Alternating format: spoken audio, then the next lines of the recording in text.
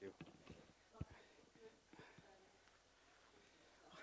I'll try to be brief. I've got three questions which no doubt the clerk may be able to answer, and one which relates to policy, which perhaps would be better for Madam Mayor to consider. Some 15 to 20 years ago, Mr. and Mrs. Winter led a community effort to plant spring flowering bulbs along both sides of the road into town from Mile End. Would the Town Council consider, as part of providing a more welcoming aspect to the town, a renewed spring offensive to bring colour through a variety of flowering plants, particularly as so many of them have either died or, particularly with the estate going up, have probably been grubbed up?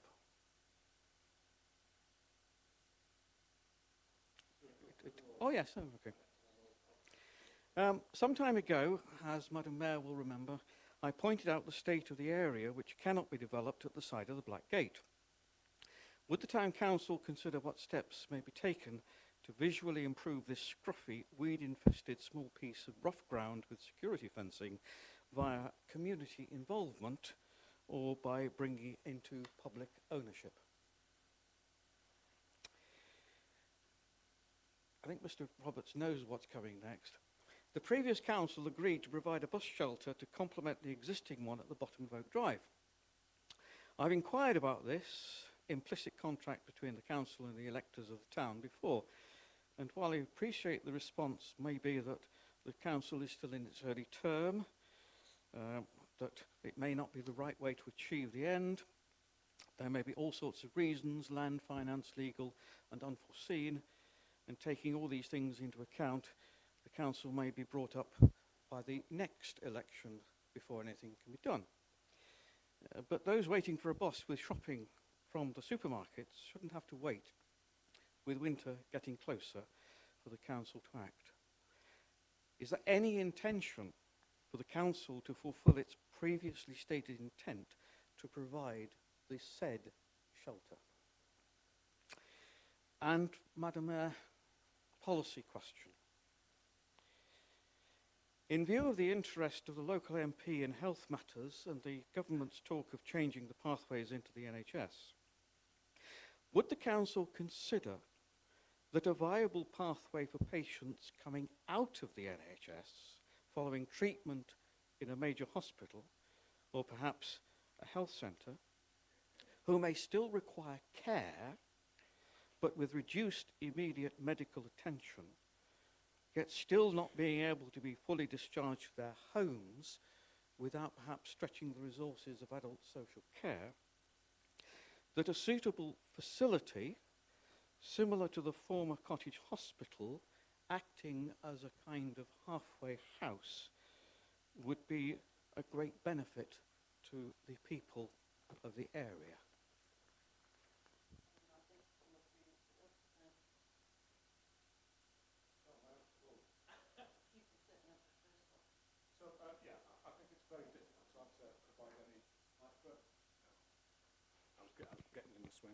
Firm answer on Blackgate Street, as I understand it, it's under private ownership, had multiple planning applications. It's a matter of whether the Town Council want to get involved. It's not currently a work programme, so I can't answer that question. And I think clearly the planting the bulbs along Shrewsbury Road, I think certainly will raise this with colleagues who work in Oswestry and Bloom. I think it's a great opportunity to improve the visibility into town, and we're also considering devolution of services from Shropshire Council. So, as I understand it, the land is owned by Shropshire Council, not by the Town Council. So, there's some issues to resolve there. With the bus shelter, Council in the process of reviewing its corporate plan and its priorities and its funding priorities alongside that. There are a number of issues that would need to be resolved, primarily by Shropshire Council as the owner of the land on which a bus shelter would go. So, yes, still in there, and I'm answering from the floor. I think I'm more than happy to say, there is no doubt that anything that would support community care and post-hospital discharge in our communities where people are cared for and recuperating close to home is only a benefit. Thank you, Madam Mayor. I am most gratified particularly bearing in mind that I made the same suggestion to the Town Council 11 years ago, using funding from the government as seed corps, and the Liberal Democrats on the council refused my notice of motion and turned it down. But still, Thank you. you have learned. Thank you. Thank you very much. Is there any other members of the public this evening that would wish to speak? Martin? Apologies, once again, I do apologise.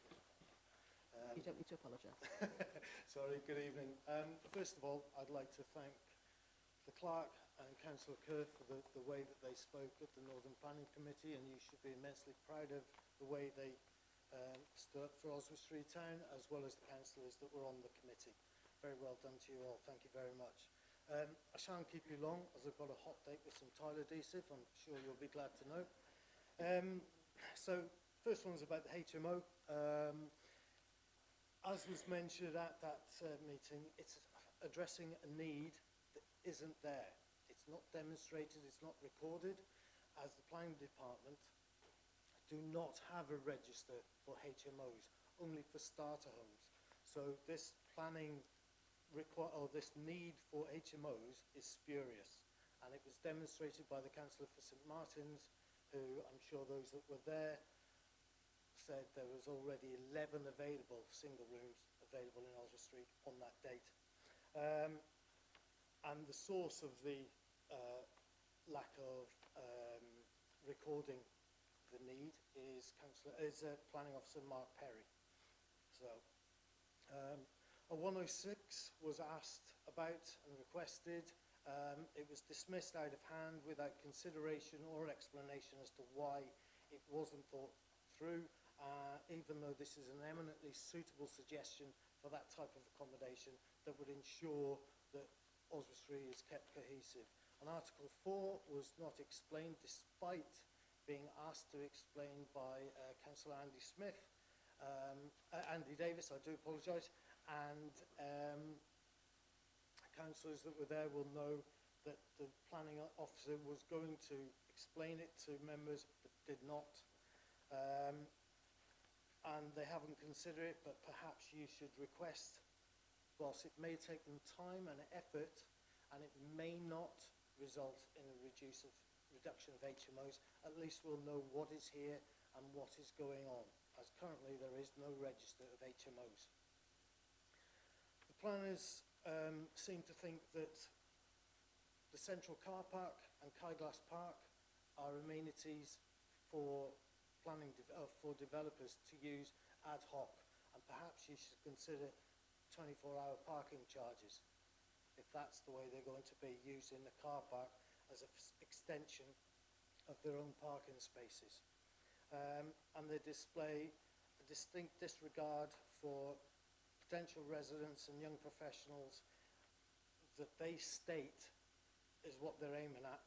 What is a young professional? It's something that they've seen on a certain TV programme that's on at 11:15 weekday mornings on BBC One. There remains still in this planning application no communal safe areas or safe kitchen areas, and if there are any disputes between residents, an absentee landlord is not going to be on top of it. He has several applications. He's based in Market Drayton, or his offices are.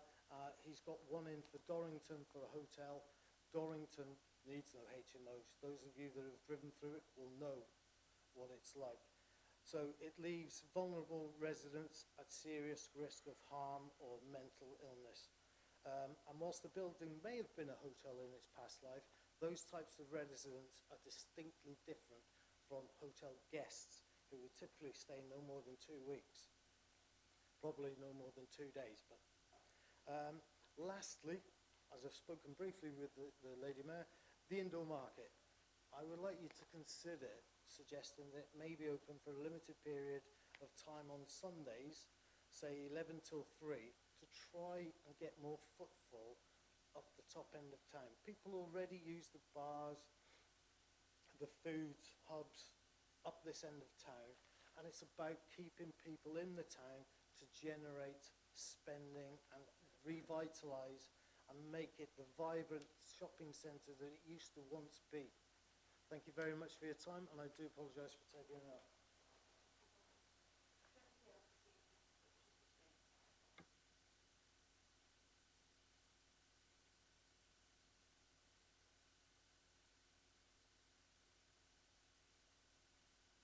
So the only person who isn't present is Councillor Fiona Wilson, and I believe her husband has been taken to hospital, so would have tried to be here this evening, but unfortunately isn't able to. Okay, thank you.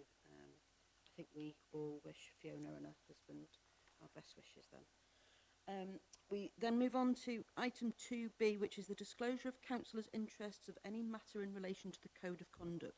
And I will start with myself, that I have an other registrable interest in being a Shropshire councillor, but I have been granted dispensation by the town clerk relating to one of the items on the agenda this evening. Thank you very much. I'm going to move round to my left-hand side. So, generally in purpose, I am the portfolio for housing and leisure for most items. However, for item 9A, I will be leaving the room and taking no part in the discussion.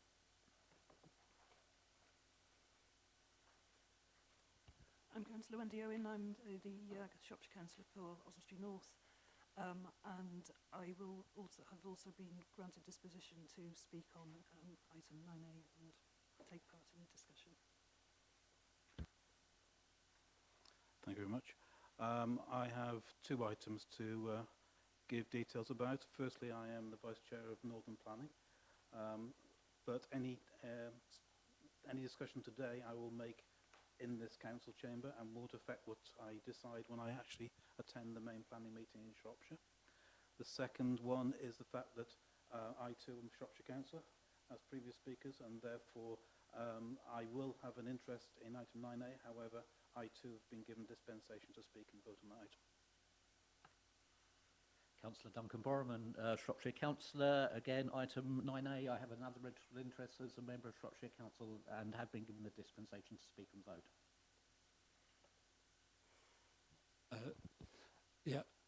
On item 9A, again, I'm a member of Shropshire Council, although I'm in the Cabinet, and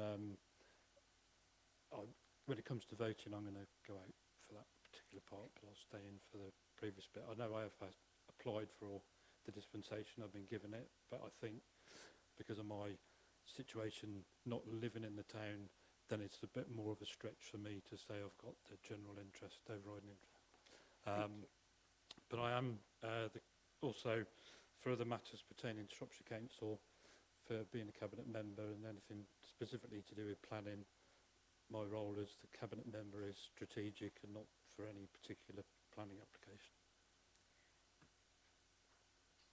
It's going to get boring, isn't it? Yes, I'm also a Shropshire councillor, and I have also been granted dispensation to talk and vote on item 9A. Thank you. Okay, I'm going to go back to myself because thankfully Councillor Marco reminded me that as a member of the Northern Planning Committee, the same applies, that as a Shropshire councillor, that is a different committee, and I will make a decision today which will not affect any further decisions. So thank you, councillors, for bearing with me while we go through those ones. Item number 3 on our agenda is just to seek approval for the minutes of the last council meeting on the 8th of October. Councillors, if you've got any concerns, queries, questions about those minutes, otherwise, all those in favour of accepting those minutes? No objections, no abstentions. Fabulous. Where are they? Who knows on this desk? Who? Not me. I will come back to them later. Okay. That's fine. We organise differently. We will then move on to item number 4, which is the Smithfield Hotel Planning Appeal. Councillors, you have a report in front of you, and we have seen the information from this on multiple occasions.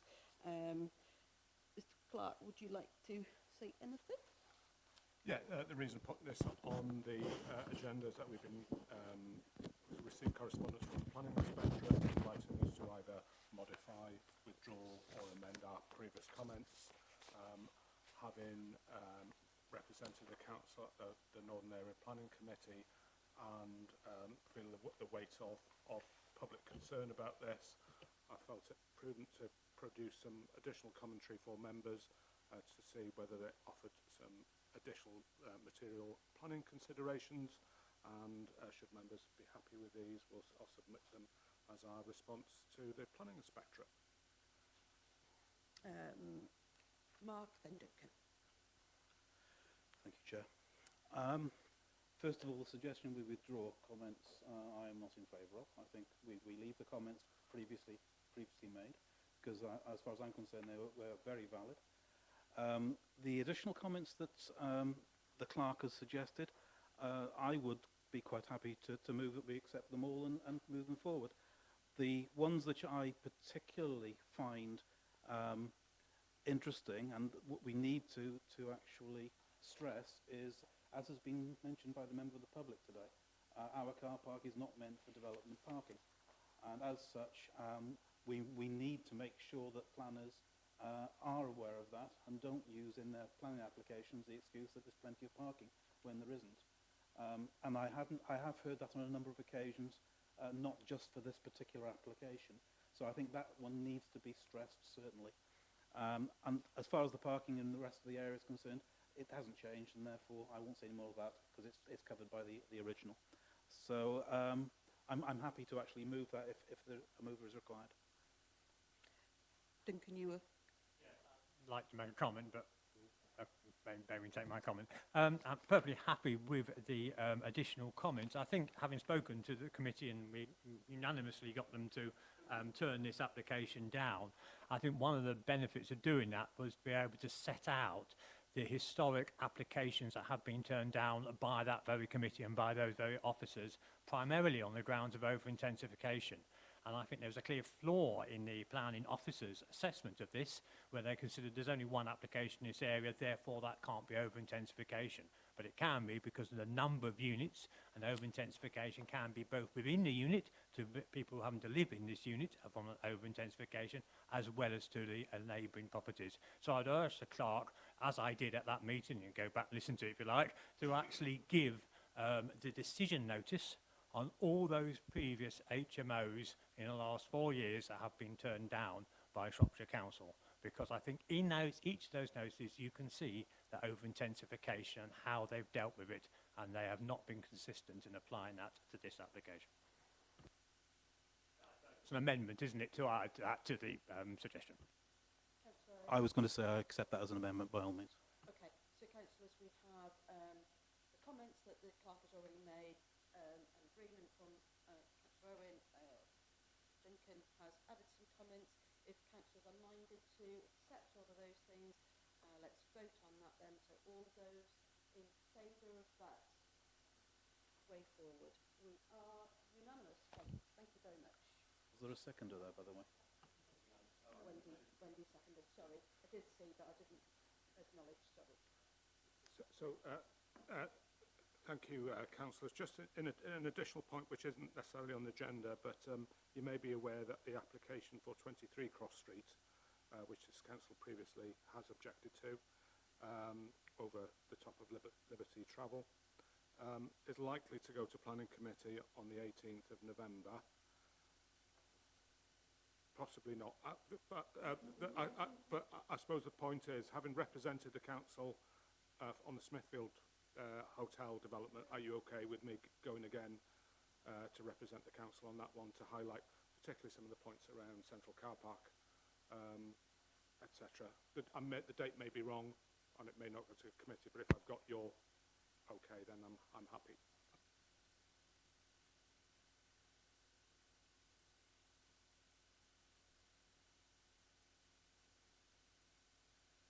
Councillors. Right. Item number 5, we have got minutes of various panels, markets, HR, Fluid Mansion, etc. So the first one is a report simply for noting. And to apologise to Councillor Borroman for the constant misspelling of his surname. So I do apologise. Having read the minutes several times, I should have picked that up. I'll ensure. And as somebody who has their name spelt wrongly all the time, I will make sure it's picked up, so apologies. It's just unfortunate that Barrow links to markets. And maybe that's, I'm going to take them separately because we are being asked different things. So 5A are, is everybody happy to note the report for markets performance and liaison? All those in favour? That is unanimous. Thank you very much. Okay, we then move on to the HR panel and disciplinary committee, of which there are some recommendations. Yeah, grateful to the members on that committee. I thought it was a really valuable meeting. It's a key committee in terms of advising me on key issues and advising council on HR issues as well. It's the first time we've met for quite some time, and I hope you found it as useful as I did. Just a few clear recommendations on there. Around the CCTV coordinator, around the additional resource in our finance team, and around the creation of a new role within the council, which is to support youth work. And we're going through drawing up job descriptions and having those jobs evaluated. But the HR panel are recommending to you that you include those into your establishment. There's a recommendation around reviewing a training policy and establishing a training contract with staff, which again was a useful contribution. Recommendations around carrying out DBS checks for officers, which is an issue that officers have brought forward to you, but obviously it's a policy matter. And it does have some contractual implications, which we'll need to work through, and similarly some implications under the Code of Conduct as well. And then a whole series of policies which are also on the agenda, which I think the panel unanimously supported. Yeah, James. So it's just for the purpose of correcting the minutes that my portfolio is housing and leisure. What have you referenced to, James? What have I called it there?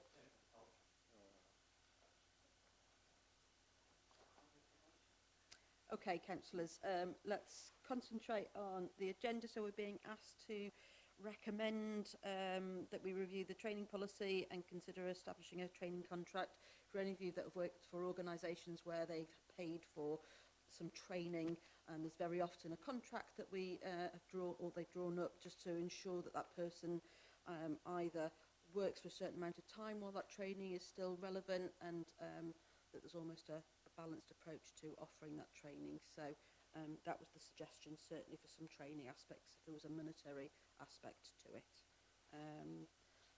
Other than that, if there's anything else.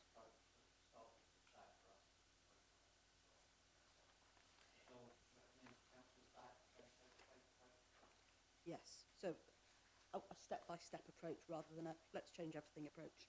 So councillors, have you got any further comments about the minutes and those recommendations? Are you happy to accept all of the recommendations, or anything that you want to pull out from that? No? Okay. So councillors, all those in favour? Unanimous. Thank you very much. Okay. Brilliant. We then move on to Fluid Mansion Steering Group. I don't think there's any recommendations in that one. No, just a note. Very grateful. You may have seen a picture on the front page of the advertiser website this week of the steering group. We are very reliant on community representatives on that group. So representatives from Osprey School, the Cube, Osprey Borderland Tourism, and from the Derwin College, as well as Designs in Mind. So just a note of thank you to them. And the project is progressing well. And yeah, I think that's enough for now. I think from a personal note, I'm aware that the project team have started to kind of interact with the community in terms of encouraging them to do some historical archival research around Fluid Mansion. So it's good to start that process even before we're opening, to get people engaged in Fluid Mansion. Richard, you were there. Yeah, I just like to comment that I was asked at the last meeting to go, so the happiest meeting date will be September, premature, and the next meeting date is October, which is actually next, so other than the fact that it wasn't the meeting you went to, it was the one before, Richard, so. Shall we take you out? Because you weren't there. You weren't there. Excellent. Thank you. That's why, councillors, you're all reading your packs Yeah, that's diligently, what it is. for which we're grateful. We can call it a test, can't we? Absolutely. Fabulous. Okay, so we're just being asked to note those comments. Aaron will, of course, edit as required. All those in favour? Unanimous. Thank you very much, councillors. Of course. One abstention. No problem. Noted. Thank you. So we then move on to the Budget and Policy Seminar. A really, really useful evening to break down, especially for those people like myself who it is not a priority in my mind, so it's good to actually get some reality check and some understanding of how we spend our money and what we have. So thank you, Aaron. We're just being asked to note this report this evening. Yeah, it feeds into the ongoing process, doesn't it, which includes the review of your corporate plan, your corporate priorities, and the looming deadline in January, which is your budget setting process. We are working on the budget now. Some of it is fairly easy to nail down, some of it not so. Okay. Duncan. Yeah, there's one small item on Section 8 car parking. It says, following further discussions, members highlighted two preferred options, one being a minimum charge of £1.50 per stay. I think that's an over-exaggeration. I think there was some discussion of that, but I don't think you can conclude from that that members in the generality highlighted that as a preferred option. I think you can say it was a discussed option, but I certainly did not take away from that being a preferred option. I think many people in the town would be aghast if their 50% increase in the car parking charges was to be applied for somebody to park for 1 hour. So I think it needs one further discussion here. Yeah, it was discussed. I'm happy to amend the minutes to say it was discussed and leave it at that. Obviously, there's the budget proposals coming forward in January, which will set out exactly what we need to do and how much money you need to raise. Okay. Thank you for that. Excellent. Okay. So with that amendment, are councillors happy to accept the Budget and Policy Seminar notes? All those in favour? Brilliant. Unanimous. Thank you very much. We then go to answering any questions in accordance with standing orders upon which formal notice has been given. None. Fabulous. Moving swiftly on then to item number 7. So Shropshire Council updates from Councillors Kerr, Owen. Didn't come out right anyway. No, I wouldn't either. So I think the overarching thing again will be the finances of the which have deteriorated further, and the messaging now is that without government support through an EFS, which is emergency, I can't quite remember what it stands for. financial support. Financial support. We won't be able, well, Shropshire Council won't be able to reach a balanced budget this year, and therefore would be in a legal position. Therefore, we have applied to get that funding and await from the government to make a decision on that. There are obvious implications to the whole county, including Oswestry, where if we did not get that funding, as that would involve having to declare a 114 notice, and that risk obviously got a lot higher once we can no longer reach a legal position without that help. Okay, thank you. Wendy, Mark? I'll jump in. I've not quite got a clue what sort of thing you would expect from a council update necessarily.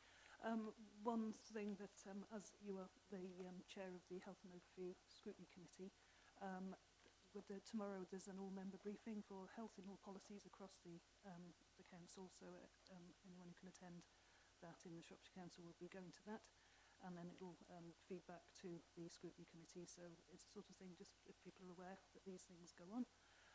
Secondly, way back at the beginning of, just after everyone was elected, the leader of the Shropshire Council, Heather Kidd, had a friend who'd raised some money in the Edinburgh Marathon for grief signs, which are brass plaques, which have a QR code to allow people who can sit on benches and reflect and go to this QR code, and it gives a website for grief links.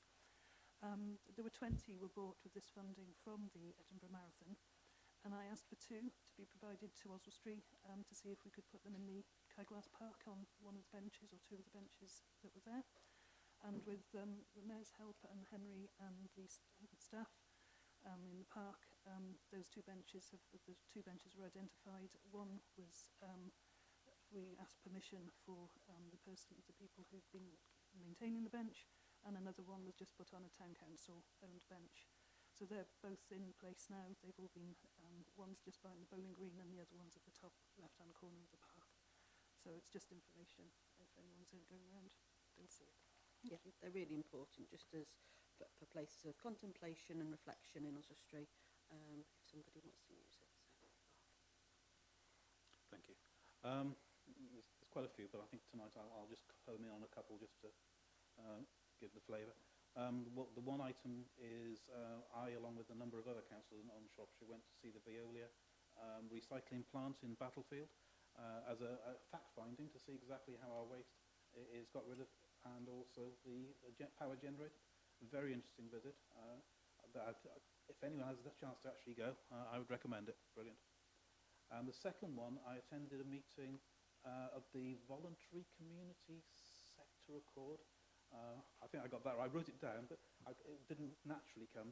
It's basically a group which coordinates voluntary sector groups to make sure that they can communicate with each other and take what they do forward in the community. They have a website. If you just Google it, it's well worth looking at, and you can see some of the voluntary groups which they have links to. I'll leave it there because obviously time is of the essence. Thank you. I would like to catch up with you later about green waste, if you wouldn't mind. I have a query. Thank you. Duncan. Just somberly a little bit more on the financial crisis. The council's called together what's called an improvement board, and its first meeting will be on Monday. And I, for my sins, there must be many, I'm on that board. But I have had a meeting with a woman who would chair it, who is the previous Director of Finance on Cornwall. It's clearly she's got her own ideas about what will happen in Shropshire Council and how it will go forward. But most importantly, the government will be attending in full on this board. And so if it comes down to the decision as to whether the government will allow Shropshire Council to borrow the extra 65 million it's seeking to borrow, or indeed to put its council tax up above the capping limits, it's going to be determined, I suspect, by the achievements or the performance of that board. Thank you. Okay. Unless there are any further relevant Shropshire Council updates, we'll move, therefore, thank you all, and move on to policies and schemes. So you've seen some of these policies before councillors. They then went to the HR panel with some of the suggested updates. Yeah, just like to particularly highlight the domestic abuse policy. You've all had white ribbons on your desks today. The council is white ribbon accredited. And I think this policy codifies a commitment from this council to support colleagues who are victims of domestic abuse. So I would ask you to support that policy. It is relevant to colleagues, officers, and not the public and or anybody else. So aside from that, happy to answer any questions on any other policies. And if you want to take them on block. Okay, Duncan. A comment on domestic abuse policy. The very last line of it talks about a difficult area, but it's people in our employment who may be perpetrators, frankly, of domestic abuse. And it says that they must inform their line manager if they're arrested for any crime. Unfortunately, being arrested for a crime of domestic abuse is incredibly rare, but people do receive more commonly harassment orders, non-molestation orders and the like. And I think that is a sufficiently serious step for that to be notified to their line manager. So I would ask for that to be amended so it doesn't just say for any crime but for any order connected with domestic abuse, and specifically citing non-molestation orders, harassment orders, and there's a few others as well which I can give you details of it. Yeah, and cautions. I don't think you can just say crime, it leaves it far too late in the process. Thank you for that. Again, that's why we're all here to read our policies. Duncan. Just a couple of little comments. Ironically, item 8B says documents and folders should have file titles which are easily understood by others. And the markets policy document is actually headed Allerdale Borough Council. I think possibly if this is going to be filed as a KET document, it should not be called Allerdale Borough Council, but should be called Oswestry Town Council Markets Policy for outdoor markets. The other thing about that, the markets policy is some of the graphics, etc., in it are very out of date with reference to what the properties are in Bailey Street, etc., and need bringing up to date, I mean years out of date rather than just a few months out of date. So I think it just needs updating if it's going to be a matter of record. Thank you for those comments. Thank you, appreciate that. Any other comments from any of the other policies? Okay, with those suggested two additions, are colleagues happy to accept en bloc all of those policies A through till F? All those in favour? Unanimous. Thank you very much. Okay. We then move on to item 9A. In the report, I am called the portfolio holder for library and housing and libraries, I think, which would also, I'd appreciate, be corrected in the minutes. We'll make up a new title for you, Okay.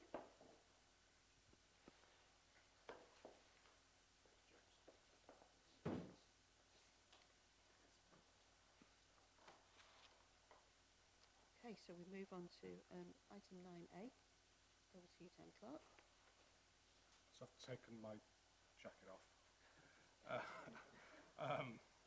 Because I think this is obviously a crunchy issue for us to be considering, and I hope that members see from the report that I've tried to pull together a reasonably balanced report, given that there's a lot of ongoing discussion and a constant flow of information. So I think some of the information you've had was, as new as Monday. So it's difficult, difficult when everything's moving. Crucially, in my view, and as I set out in the report, it doesn't necessarily address the issues you highlighted back in July as those matters you wanted to take forward. There's clearly a little bit of a difference in policy and objectives as we stand now. Again, as I state in the report, I don't feel that it's possible to give you an evidence-based set of recommendations at this point. There remain too many unknowns for me to give you any reassurances that we can deliver these services safely, nor give Shropshire Council any reassurances that we can deliver them within their statutory obligations, because they remain their statutory obligations. So much of the work that, there's much to work through, and Henry and I had a positive meeting with officers last week down at the Parkhall depot and had a look round to see machinery and also office and depot accommodation. And I thought that was a really positive meeting with the lead contractor and the lead officer, and we saw lots of opportunities there to work together to improve collaboration and communication. So much of the costs are set out in this report are tied up in grounds maintenance, and I just need to highlight that. So almost £200,000 of the overall costs of the service, so 320, 200 is made up in grounds maintenance, and at this point we have very little information about what gets cut, where it is at this point. And I'm not sure how members feel about paying for cutting play areas and open spaces that they are not responsible for. So I think that's one of the issues that you need to think about. We're also finding, and I think Henry and I spent a bit of time discussing this, how we'd unpick the street sweeping service, how that looks when it currently works on a rotating basis. So I think there are opportunities, but it's very difficult to see that offering any economies of scale to anybody at this point. It actually comes out, in our view, a little bit more expensive for Oswestry, because there are diseconomies of scale, because you're buying equipment that doesn't necessarily work all the time as it stands. So, in summary, there are obviously a number of risks and opportunities, but mainly at this point how I feel is that there's a need for much more information, and officers I was going to use the word promised, I will say promised. They have promised that they have detailed information that they want to share with us. We haven't had it so far, and I think where we're at this evening, I think we are looking for a little bit of direction. I think it's difficult to come up with a firm decision as I see it. Clearly you want to debate and discuss that. There is also the matter of libraries, which doesn't feature heavily in this report because it was a little bit late coming through. I do have a considerable amount of information on libraries, which again would probably take a whole meeting to discuss and debate that one, because it opens up a whole host of conundrums. Okay, so we've got two subject areas really to discuss, and it would be good for all councillors to have some discussion about this, because it is a weighty matter, hefty matter, whatever the phrase is. Duncan. Yeah, thank you. Yeah, it's clearly a very, very complex area. We've had a plethora of communications, and there's yet more to come by the sound of it. Quite a bit, lot of it's a bit like sales literature to me, and often with these things, the devil's in the small print and the detail. Street sweeping is a statutory service. There's a detailed code of practice that sets out exactly how often the streets are to be swept. So any fear that we might have that if we don't step up to the plate, Shropshire Council will stop cleaning our streets or cutting the grass or even emptying the litter bins is misplaced, because the code of practice requires them to do that, and indeed it gives powers to individuals to go to the magistrate's court at no cost and get an order compelling them to do it. So we need not worry that this particular service will be taken down below the statutory level. It's very well defined. I have to say that's not true about the library. I think it's possibly that it could even close the library. There's no clarity about there's no code of practice saying how many libraries and what the library needs to do. And I suspect there'll be other cuts coming down as well. And I think we need to be very, very careful about what we fund. I accept that we're probably going to have to step into the breach and fund something, but rather than just funding the first one that comes along, I think we need to be very careful about what we commit the money from the taxpayers of Oswestry to. The town clerk said in a more recent email he's struggling to see how we can deliver this. I'm struggling to see how we can deliver this. They say it's costing 320k, but I've got it in writing from the director that is based on the current contract cost, which he estimates are 7 to 10% below the market average.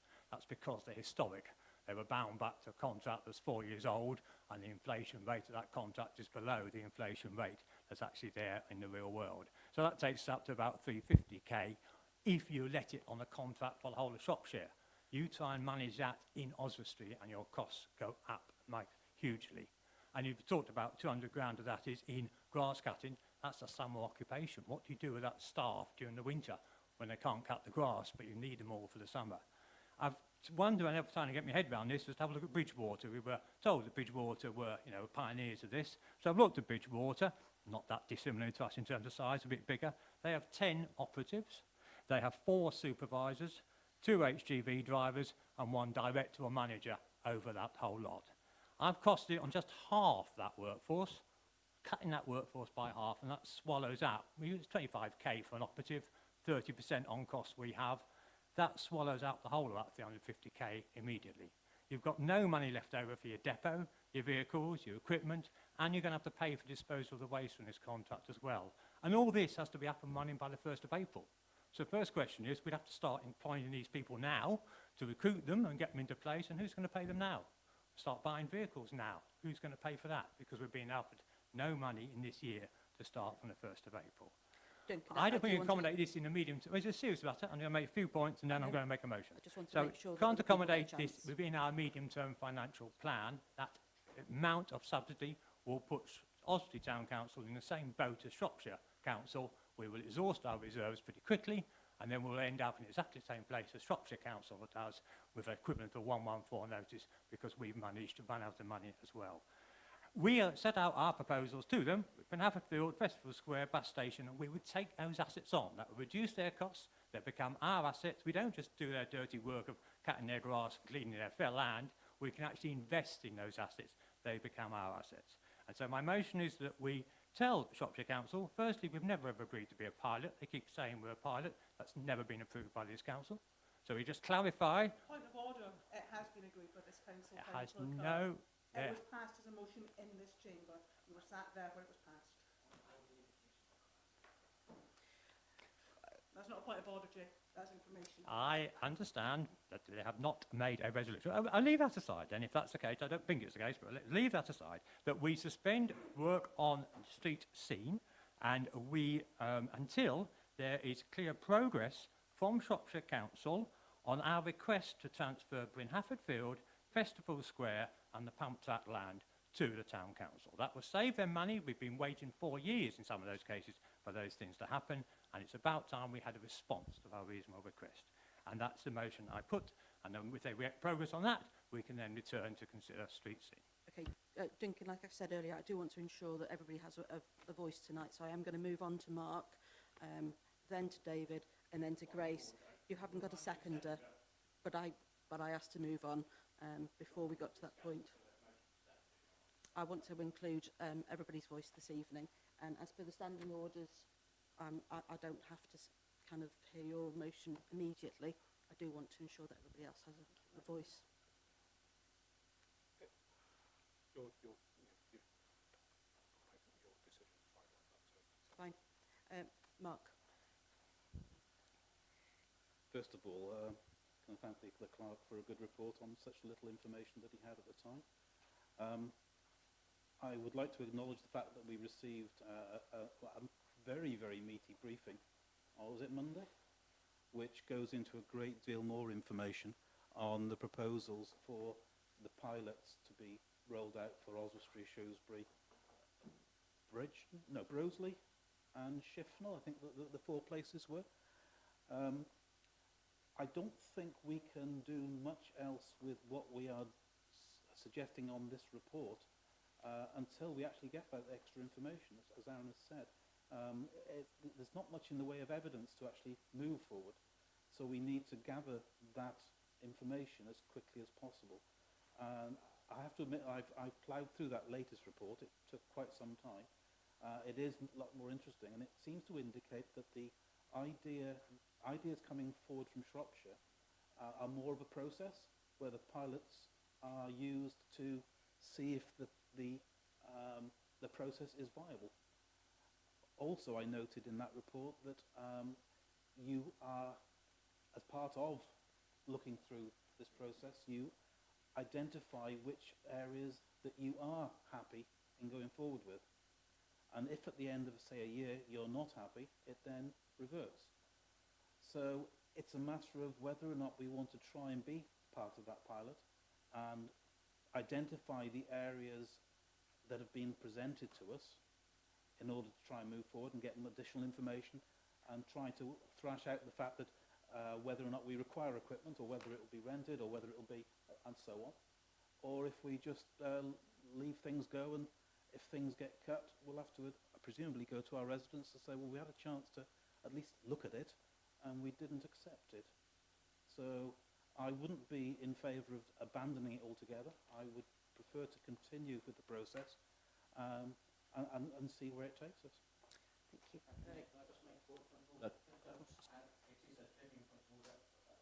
Thank you. Not sure. Councillor Kerr has said he has a motion. Please, could we have that in writing? Because I believe I would like to make an amendment to that in a while. And standing orders do allow us to require it. Do allow us to require your motion to be in writing.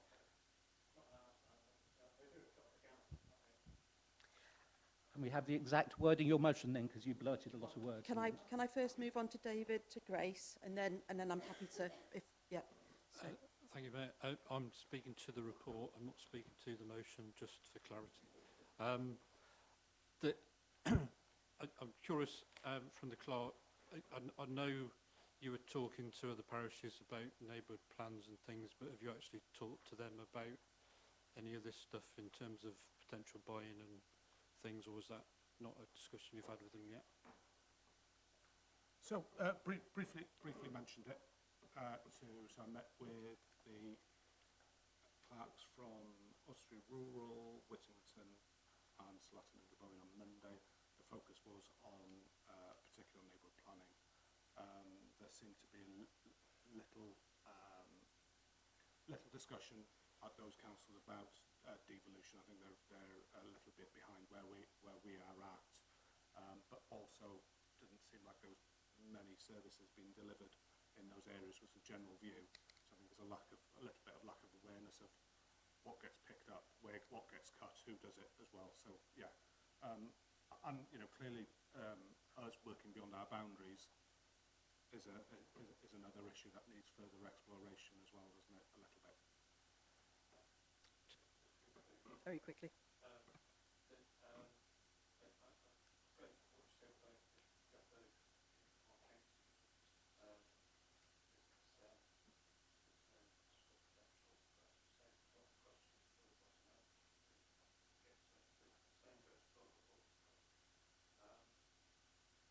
The overriding thing for members needs to be extracting value from this for the resource stream.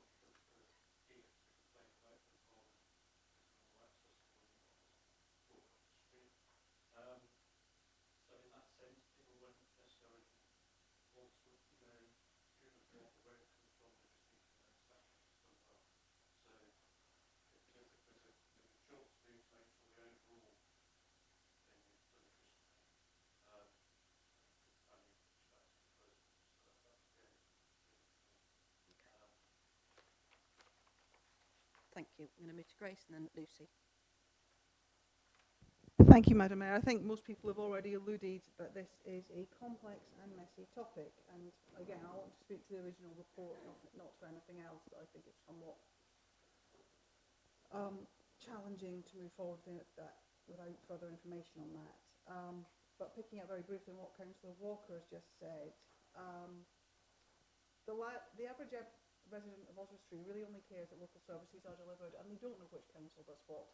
And for anyone in this chamber who has any doubts about that, they just need to phone the town council and listen to the immediate phone answering message, which actually talks about council tax inquiries, housing inquiries, street lighting inquiries. That's already an issue for people, our staff here in Oswestry, that they get Shropshire queries.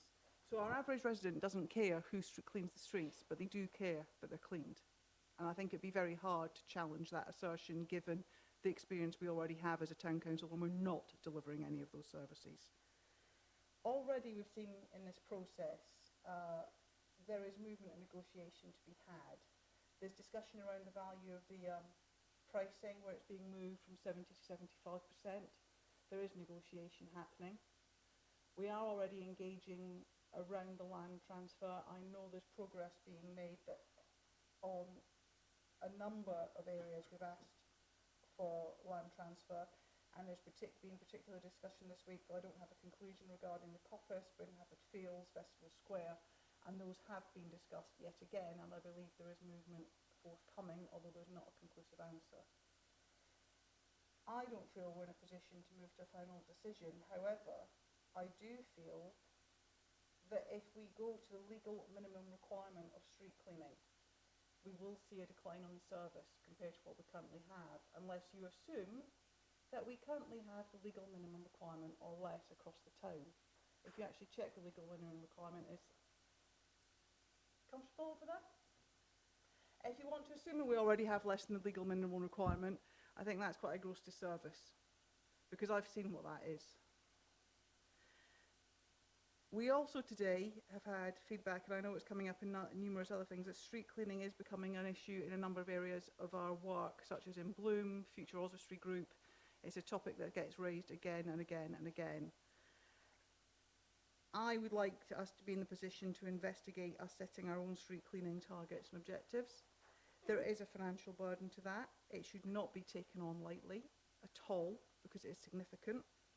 We've already heard that David's point to Aaron regarding sale of services to neighbouring parishes, and I think it is of note that in a past meeting we agreed to investigate forming a trading arm as a council, and that was in relation to property services. But if we can investigate property services trading, we could certainly look at doing a trading arm for street cleaning and street scene services, and I think that would be an avenue we should certainly consider and reflect upon as a way to make this more economically viable and find the required economies of scale.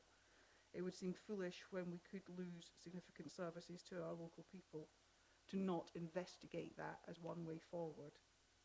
I would certainly want to see more asset come to Oswestry, an adjustment in the price, but I would not wish at this point to preclude further negotiations, and that would be what I would put to this group, because I would think the last thing any resident of Oswestry wants is to see less service and less asset delivered in Oswestry than we currently have. Thank you. Lucy. Thank you. And taking on board everything that everybody's said, I think that we're in a very strong position to negotiate very hard on a lot of these things. I agree that we don't want to be cutting grass of land that we are not in possession of, like Brynhafford Park, which we would have to do. I think that there is some heavy negotiation to be done. I'm not saying that I'm fundamentally against every part of this, but when we first looked at all of this, we weren't looking at taking over street scene. I also want to raise the point that there are hidden additional costs to all of this, the consultation that it will take in managing all of this. We'll have to get people in. We haven't done this before. The strain on Aaron, Henry, other members' time. By doing this, are we going to be taking money away from other things that we could be delivering, or time, more importantly, from the residents of Oswestry, the things that they want? So my suggestion would be that this would we delve deeper, we find out more information, we see what we can get, and we take it to public consultation. Because at the end of the day, this is your money, our money. You know, this is the taxpayers' money, and so they have every right to be involved in the public consultation on this. Thank you. Jay? Thank you, Madam Mayor. Yeah, one of the main points I had in my list was to echo Councillor McKinney's statements that a public consultation is absolutely essential to do this. I think that we know that the precept and car parking fees in Osler Street would have to rise probably significantly in order to accommodate all of this extra work. The money's not going to come from nowhere, and where we can raise funds from, as we know, is very, very limited. It's precept and car park for us. My concern there is that does harm the most vulnerable of Osler Street's residents. I think that is, the car parking fees affect everybody who's having to park there and work on a weekly basis, which is already difficult enough as it is. And obviously the precept, we're all very aware of the cost of living at the moment rises, and it's just adding more pressure onto already pressured people. My other thing is this: at the moment we pay our council tax to Shropshire Council to provide this service. I wouldn't imagine that a reduction from Shropshire Council in council tax was going to be forthcoming should we take on these services. So we'd raise our council tax, they'd probably raise theirs as well, and people would be paying twice for the same service is how I see that. And I know that some people dispute that as a point, but I don't consider that to be disputable. If Shropshire Council doesn't drop tax by the amount of the service that they're not providing and keeps charging the same, then it hits people in the wallet exactly the same, doesn't it? So yeah, I do agree that we need to find out absolutely more, but those are my primary concerns. On the positive side, I'm very, very excited for the idea of potentially being able to take on some more green spaces, develop them, and do some really positive things to improve the community around Osler Street. But the idea of cutting grass, emptying bins, things like this, it worries me a lot. Okay. Any other councillors in the room that haven't spoken so far? Care? Yeah, I just want to come in as a councillor who sits on the In Bloom committee. So I've got the Britain In Bloom judges report in front of me, and I just want to state how much street scene has actually come up in that report and how much it has affected the town. It just basically says that the street scene appears unloved, and that's a recommendation on this. And obviously we didn't win the category this year, and it's highlighted across other towns that have won that Bloom towns see more visitors as well. So I think overall it is affecting the town. Going to Wendy, then to Richard. This is something that's maybe not necessarily part of the report, but more of a suggestion as far as getting additional information. Are there any plans to actually talk to the other pilot towns at maybe clerk level?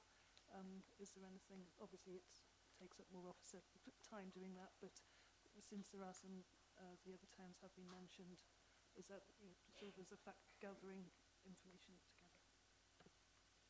Yeah, we met last Friday. So this was the town clerks together with Select and Gibberham, because it's quite a large parish, together with Councillor Wagner from Shropshire Council. It was a useful discussion. It's very clear that Shrewsbury are more advanced in their preparations. They're already geared up. They already deliver a lot of these services. They have the staffing in place, and have probably a 12-month lead-in.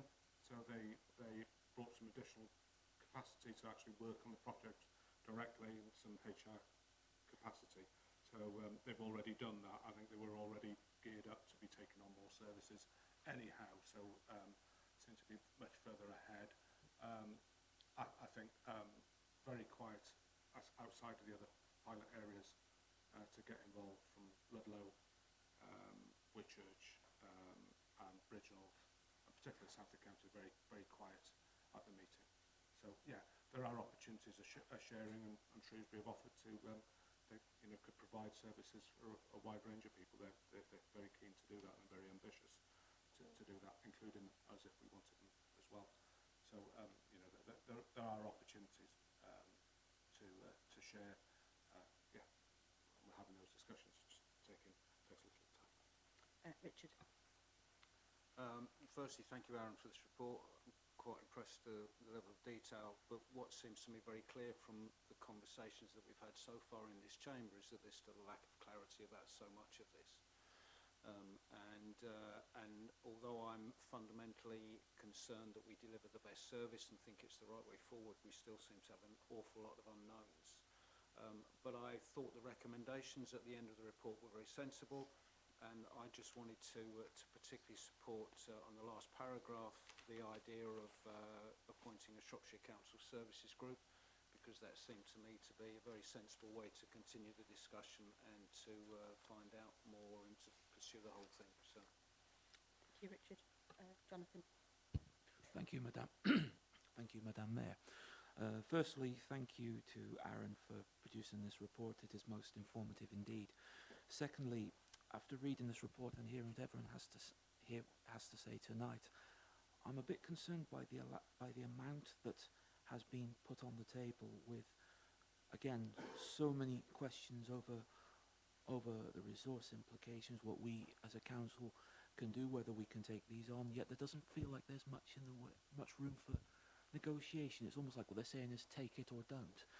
I do think we as a council do need to continue negotiating on this, because let's face it, if they weren't in a position to sort of get all the help they can get, they wouldn't be bringing this to us. Okay, thank you. Any other councillors that have yet to speak so far this evening? Okay. The only thing I wanted to kind of, for me, and not because I want to end the discussion, just I've got concerns about resources and people, which is usually my thing, when it feels like almost Oswestry employing people and things just for Oswestry seems quite expensive, whereby there's a reason why, you know, Shropshire Council can have one person that covers the county doing multiple things. So I guess that was one of my concerns around, you know, how much we employ one person, and do we have people that are trained in road sweeping? I'm absolutely not an expert at this, but Nor am I on street sweeping, but yeah, nor am I on street sweeping, but there's a chance we might have to learn a little bit more. Okay. So, Duncan, you asked Duncan to write down the motion? Perfect. I think Duncan's been... A pen. Is to suspend progress on street scene until Shropshire Council has approved Oswestry Town Council's request to transfer the assets of Brynhafford Field, Festival Square, pump track land, and to rescind their lease of Oak Street car park. So you can take it as a negotiating tactic to say these were the things which we all agreed round this table we wanted, and this is what Shropshire Council wants. Maybe, as you've said this yourself, it's time for us to play a little bit of hardball and say, yeah, we'll continue to talk about what you want to do, but we've had no progress. I heard what Gray said, but I'm a Shropshire councillor and I've heard no progress, and I've checked with the clerk and he's had no progress on any of those items coming back to us. So that's the motion. Thank you, Duncan. I'm going to... I am aware that a email will be arriving with Aaron from the Estates Office tomorrow to make him aware of what land assets they're willing to discuss the transfer of. So while I agree it is a negotiating point, I think we need to pull, and I'm not arguing with what Duncan's saying, but I think we need to pull that into something a bit broader and pulling on board what Lucy has said about public consultation and more knowledge about what is going on. So I would prefer it if we could have an agreed motion between us that says subject to discussions between the town clerk and Shropshire Council about land transfer and more information on other aspects before we can progress any further. I'm not arguing with your point. I'm saying that given the information that something is going to come tomorrow, arming Aaron not with a we won't do anything unless we get this, and more of a if we can get information about this, then enable Aaron to go further in discussions. Okay, councillors, I don't want to spend the evening going back and forward, if you don't mind. If we can just bring this to an end either way, I will be really grateful. So, we had a motion, we had a seconder, an amendment? quickly, Mark, if you don't mind, and then... I just wanted to make the point that, in fact, Councillor Kerr's motion isn't mutually exclusive to continuing with discussion. And I would rather see that discussion continue while still being in a position where we can make sure we do get the things we require in terms of land. To stop the progress, I think, is folly. I would say keep going with the negotiation, but also try and make sure that we get... sorry? So, procedurally, I didn't see we that. have a motion which has been seconded. And that's moving an amendment.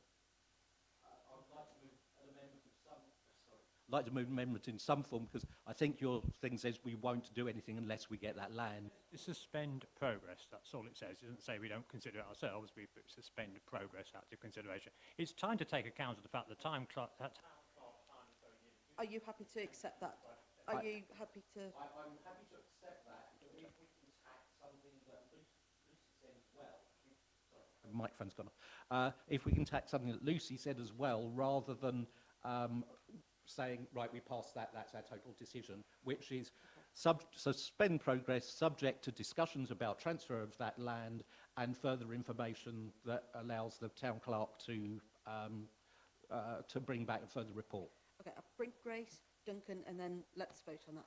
So I'll just bring Grace in first, if you wouldn't mind, Duncan, and then you can finish up.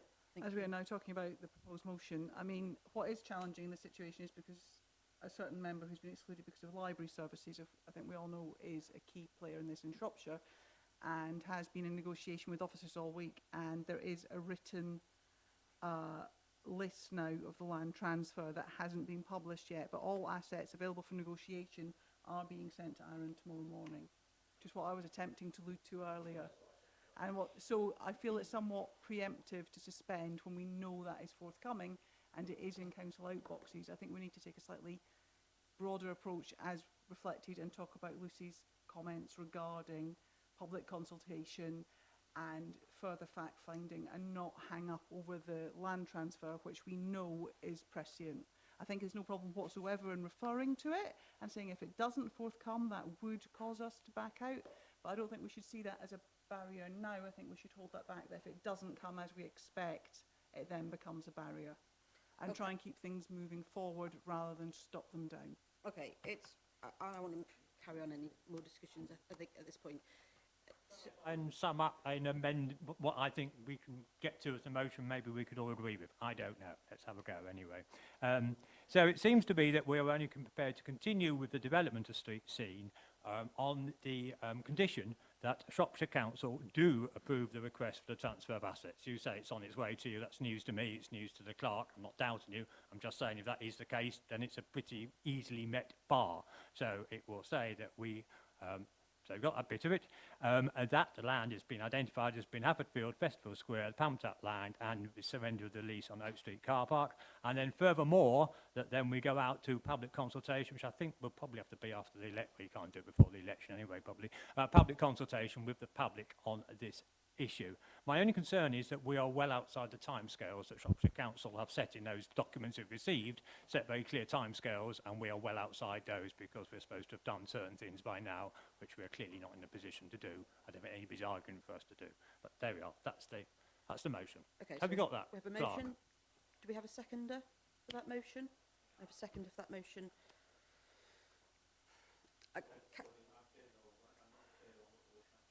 I'll leave it to Aaron to voice that. No more discussions. This is what the motion is, and then we will vote. I think we all agree.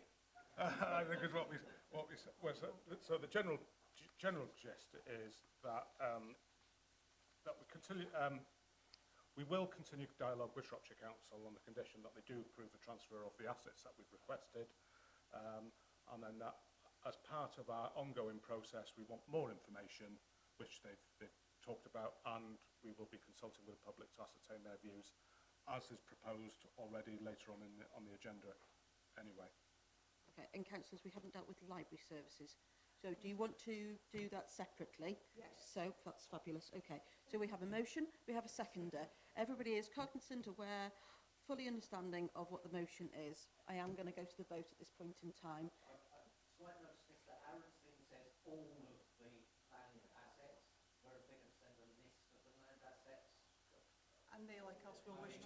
negotiate.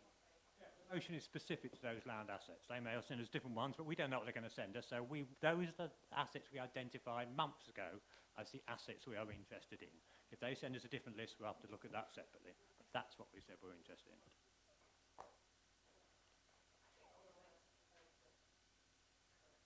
I think giving an ultimatum, this sounds ultimatumy, if that's even a word, is not nearly as gentle an approach. And I know that we need to be fairly hardcore in this, but we need to do it with sensitivity, because we don't want to be in a situation where they say, well, tough, you're taking this on anyway and you're not having anything. So I think a little broader approach rather than we have to have this, this, this, and this, because negotiation is about compromise. Okay. Shall we have another go? Shall we have another go? Duncan, do you want to? Okay. So we have Duncan's motion, which is very specific. So sorry. Okay. So we've got Duncan's motion that's very specific about those transfers. We've got a seconder. At this point in time, let's go to the vote then. So councillors, all those in favour of Duncan's motion at this point in time.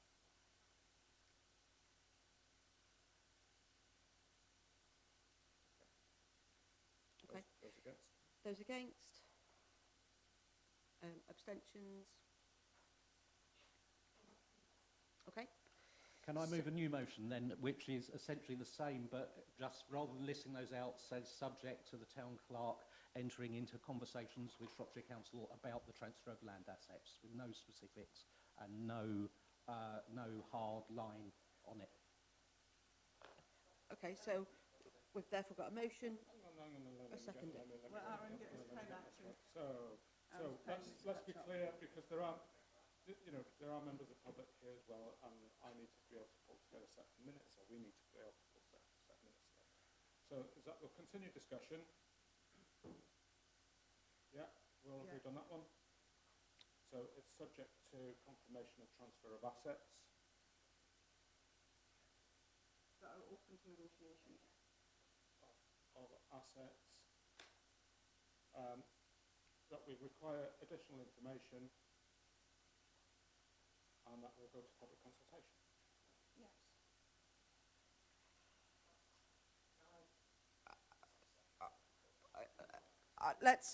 Let's vote on that one then, councillors, because I do. I'll make an amendment to that one. Motion, so you might want somebody.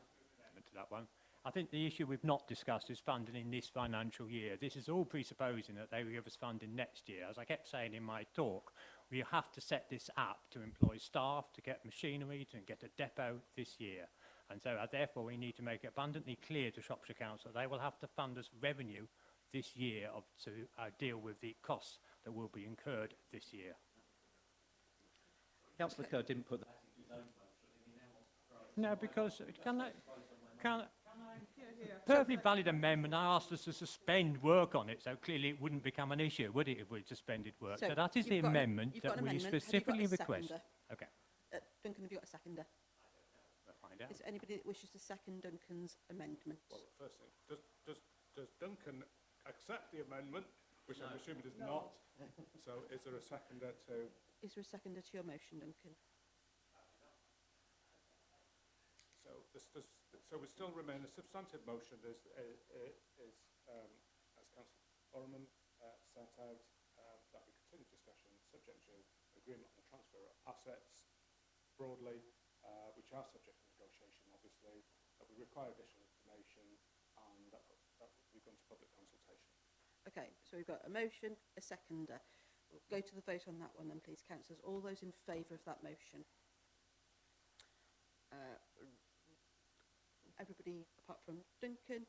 All those against? Duncan, any abstentions? Okay. Difficult one, councillors, and thank you very much for bearing with me. We haven't gotten to the hardest one, libraries. Making sure that we've all had something to say. We are, I know, going to move on to libraries, but that was an aspect. No worries. Okay, right. Councillors, we will move on to then talking about libraries, and you've got TC 438725 in front of you. Grace. Thank you, Madam Mayor. Obviously, libraries are again an emotive issue, and nobody here in Oswestry would wish us to lose our library. We all appreciate the continuing EFS situation in Shropshire. I would like to propose that the Town Clerk invite the portfolio holder and any relevant professional heads of service to come and address us in a special section of this council to look at Oswestry Town library services and for us to investigate a way forward preserving library services as best possible for our community. Jonathan, then Wendy. I wish to second that. Oh, that's... God, have I said something popular? Okay. Is there any further discussions before we carry on about library services that anybody wants to bring up? Well, I know, but I do want to ensure that everybody has a voice. Can I, so just based on Even Aaron? Sorry, just based on the questions we were asked about street scene and grass cutting, about working with others, obviously, you know, I have the information that's been given. I haven't been able to table it because it arrived a little bit too late for the agenda. It does highlight the role that the library plays in the wider community. Mm-hmm. So would you be mindful to offer an invitation broader than Town Council at this point, because it serves the wider community? So perhaps just our immediate neighbours. Well, I've been privy to the information you have, Mr Roberts. There's a bit of a chicken and egg, but Yeah. potentially, yes. So it highlights users, and we clearly know that not everybody in Oswestry uses a library, and not all users of the library are from Oswestry. Correct. Yeah. Okay, so we have a suggestion, a motion to invite the relevant portfolio holder, get my words out, And heads of service as well. and relevant heads of service with an invitation to Town Council and the wider... Yeah, it'll have to be restricted, so perhaps chairs from the neighbouring parishes, just to meet in. Okay. Councillors, therefore, we have a motion. Councillor Moore, Jay. Sorry, just a thought that entered my head, whether or not it might be useful to members to perhaps invite, I don't know if Siobhan Shaw is still the head of Oswestry Library, I believe she is. I think so. I don't know whether it would be useful for her to come along to sort of discuss the wider services and things that actually occur in the library outside of simply just the book side of things, because obviously she's going to have a lot of insight into how the library works, being that she's been the manager there for a significant amount of time. Okay. Not wanting to put put a fellow not wanting to put a fellow officer in a difficult situation. I think perhaps we can ask for her to come, but need to do so through the portfolio holder. I think Shropshire Council need to decide who attends that meeting. I think, but I'll make the point. But I wouldn't want to put Siobhan in a difficult position. Okay, councillors. We have a motion, a seconder, one of them, sorry. All those in favour, please, councillors. Unanimous, thank you very much. Piece of paper down. Excellent, okay. We then move on to, excellent, Aaron does some talking. Corporate projects and priorities. Very relevant based upon our budget seminar recently. Sorry. All right, thanks for the water. I know where I'm up to with my paperwork. Do you want me to carry on? Yes, please. So just make sure council's in the room. Yep. All right, if I just carry on. So there is a little bit of movement, but I think just in terms of this particular report, there's not a great deal of commentary I would like to add. This is part of the ongoing project report, which details where we're up to on various bits and pieces. Clearly, and I'm sure you'll all recognise that there is a significant amount of work involved in what you've just agreed. And I think within that, I think you're going to have to recognise that other projects are likely to slip and work areas likely to slip because there is not unlimited resource within the team here. It's a shame that Councillor Wilson isn't here because she'll be pleased to know that we have made some progress on her Gumball notice of motion today. So I don't know if anybody could feed that back to her. I'm sure she'll be pleased to hear that. Yeah, we made some initial investigation to alternatives for the flagpole, but not progressed that significantly is how I feel. We've had work on the roof, which we need to discuss. I'm looking at Henry behind over your shoulder, Duncan. And I think yeah, not a great deal more to add onto that report. Okay, councillors, anybody got any questions, concerns, issues within that report? Corporate projects and priorities. No, we see this regularly, but there's some kind of ongoing updates there. If everybody is happy to simply note the report, Councillor Owen. I was going to say if we could accept it with thanks and note it. Yeah. Okay, so I'll happily second that one then. All those in favour, councillors? Unanimous. Thank you very much. Thank you very much, one and all. Thanks, Martin. Good luck with the tiling or whatever it was. Well, he hasn't got very far, has he? You've been here an hour and a half. Right, so we then move on to corporate priorities and the corporate plan.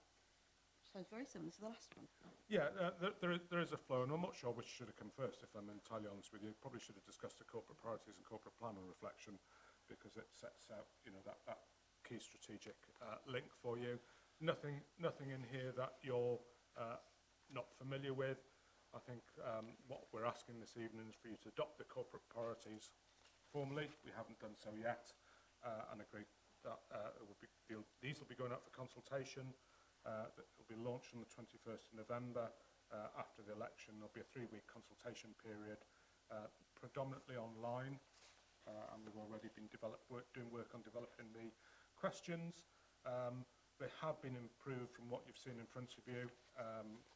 These are my first stab, but Lois has honed them and made them very clear and readable for members of the public. Yeah, I think, so 2 things, adopting the corporate priorities, but secondly, I suppose, because there are some fairly significant decisions and issues to be discussed, including what we've just talked about, it's really important that you front up this consultation alongside officers, because it's not an officer decision as such.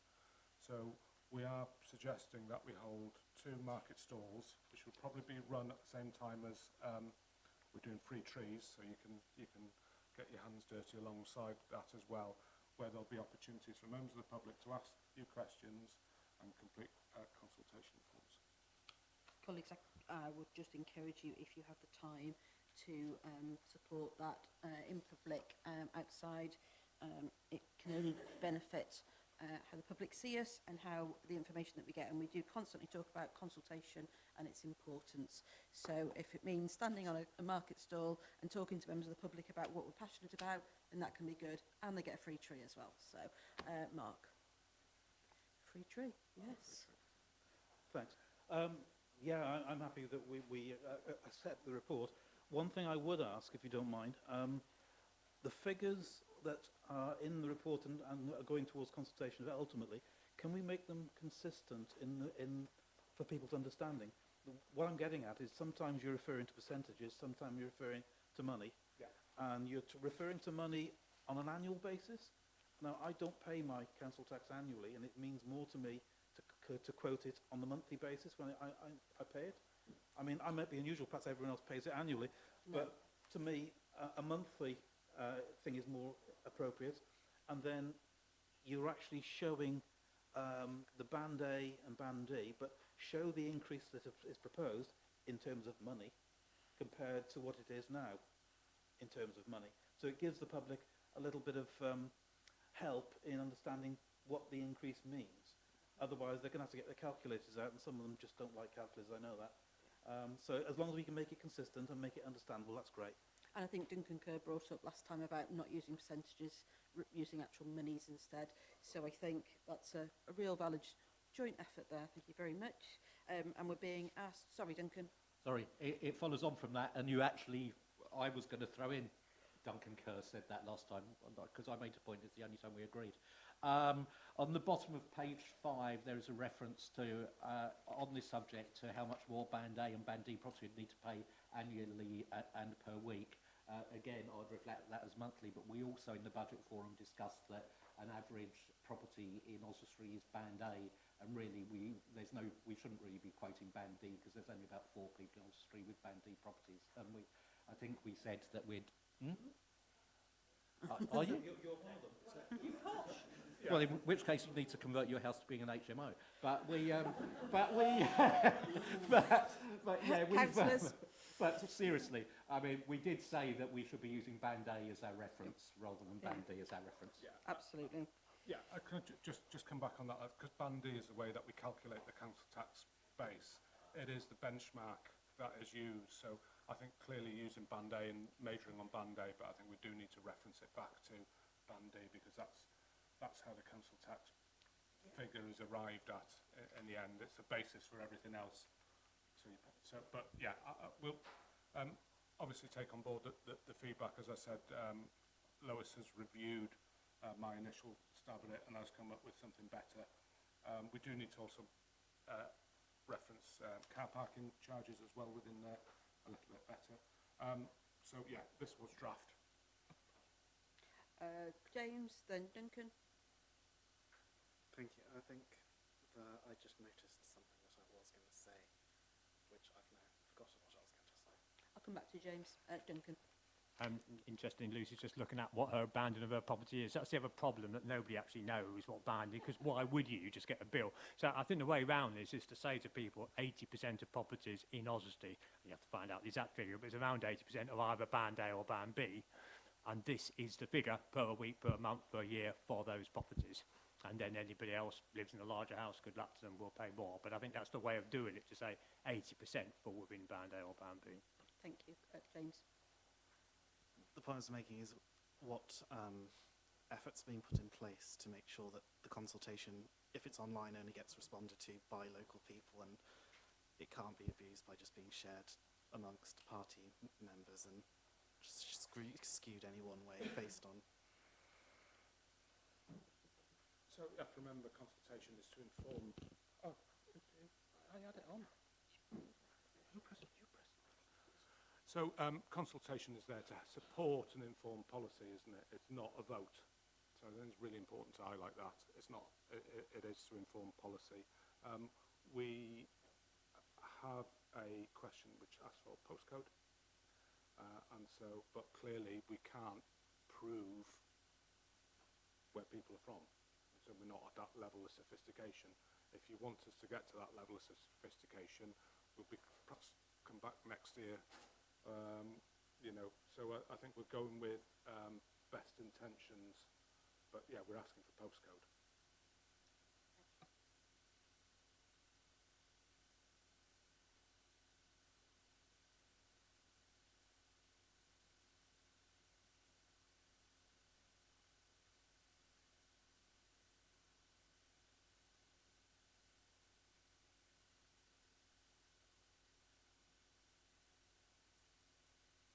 I think it's really important that you have a voice, because we obviously as officers see things a certain way, and it's important that as the Mayor and Deputy Mayor just give us some guidance. That's all we're asking. Okay, and I would encourage people when the time comes to enthusiastically put their hand up and come and stand on a market stall with me and Jonathan and anybody else. Excellent. And get a tree. If you want to take a tree for the purpose thereof, that would be great. Fabulous. So unless anybody's got anything further to comment upon this afternoon, this evening, all those in favour of agreeing, adopting and thereof? Unanimous, thank you. Right. Okay. Risk register.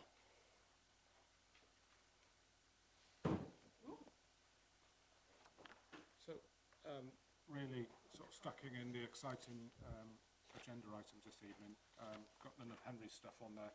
Thought we'd best focus on some sort of key corporate issues on this agenda, and the risk register being one of them. You'll note on there that I've highlighted some key risks. for you. There are a number of substantial risks, in particular relating to financial position, both here and at Shropshire Council, because there is a direct impact. It's a fairly meaty document, but I'm happy to take any comments or observations. Okay, colleagues. Any comments or observations on Appendix H? H, yes. As you all rush to read it. So are we all happy? Thank you. Okay, if you're happy to note the report, I'm going to... About whether we consider the old schoolhouse to be a corporate risk or not. I'm just reading it. What's the question? Sorry. So it's on the strategic risk register, and it has been for a number of years, predominantly around fire safety, given it's a timber listed building. We've obviously taken measures to mitigate that. We've got tenants in place, we've got agreements in place. For me, it doesn't seem to sort of meet the threshold of a strategic risk. There are operational risks associated with it, but it doesn't necessarily need to be on that register if you're happy with that. Yeah, okay, councillors, you're being asked to note the report, therefore. All those in favour? Unanimous, thank you very much. Okay, therefore move on to grants and donations. And before we have this discussion, I just wanted to highlight, I visited some wonderful people at the Senior Citizens Hall last week, which is the Oswestry SEN CIC people who are basically supporting a lot of families with children with additional needs, and it was incredibly memorable. But what it did highlight is that the person that's running that for families is actually paying out of their own pocket the rental fee at the Senior Citizens Hall. And part of the barrier for that person to engage in getting a grant from us potentially is the process itself and the form filling. And I think it's just worthwhile thinking, councillors, about some of the processes and procedures that we do when we engage with the public, in terms of making some of that just a little bit more accessible for people with hidden disabilities and additional things. So I just, as an additional comment, it would be really good at some point to look at some of the things that we do with the members of the public. I suppose in response, I really welcome that feedback. I think what would be really helpful is that we could meet with the individual and perhaps could get some insight and some guidance on how better to structure things. There are obviously some minimum requirements that we need in the forms, just for, because you're spending public money, but it'd be good to get the feedback in terms of what specifically could be different that would make it more accessible. And if you could arrange that, Mayor, I'm more than happy to. Yeah, absolutely. I think everybody has different requirements and different needs, but just being a little bit more open to the possibility of different ways of working. Lucy? I think we've got some expertise within council on things like that. I know, Mark, you're in SEN. I'm doing my MPQ in Senko at the moment. We've got some experience if you needed some help. I'll send it in the... I think it'd be good to get that public feedback, and if members have got any insight, I'm more than happy to hear that. Yeah, I'm more than happy to help. Okay. I don't even think it's the questions. I think it's just having a form in front of you is massively overwhelming. Absolutely, and that's what. And for other people, part of it could be just dealing with figures. Yeah. So having someone. It could be body doubling. Yeah, just to read through it, I think would make a massive difference to people that are applying. Yeah, absolutely. And people's needs are all different, so yeah. Okay, apologies for that additional bit, but we are therefore looking at the grants and donations, and Town Clerk's going to introduce a suggestion. No? What? Did we agree? Did. Okay, there we go. Can you remind me? So you were going to, so the report is suggesting that we just change slightly the way we look at grants and donations. I had coffee. So sorry, I thought it was something else. There's a just listen to the feedback from council. Whenever we have grants and donations on the agenda, it's sucking up almost an hour of council. It's leading to the rest of the meetings being fairly difficult for everybody. The suggestion is that we set up a grants committee, which is a standing committee of the council, therefore can make decisions on behalf of the council, and that they consider and approve grants and donations. They'd meet 3 times a year, and prior to planning, because planning meetings are sometimes happen, sometimes don't happen, and it would be good to give you another reason to come in. Jonathan. Thank you, Madam.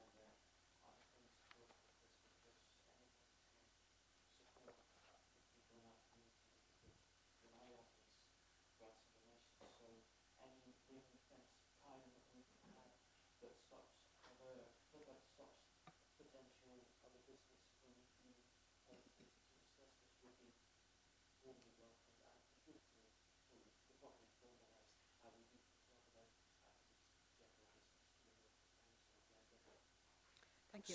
So I move that we accept. Okay, I'm just going to bring in Duncan and Jay, because before you got to that point, they'd put their hands up. So, Duncan.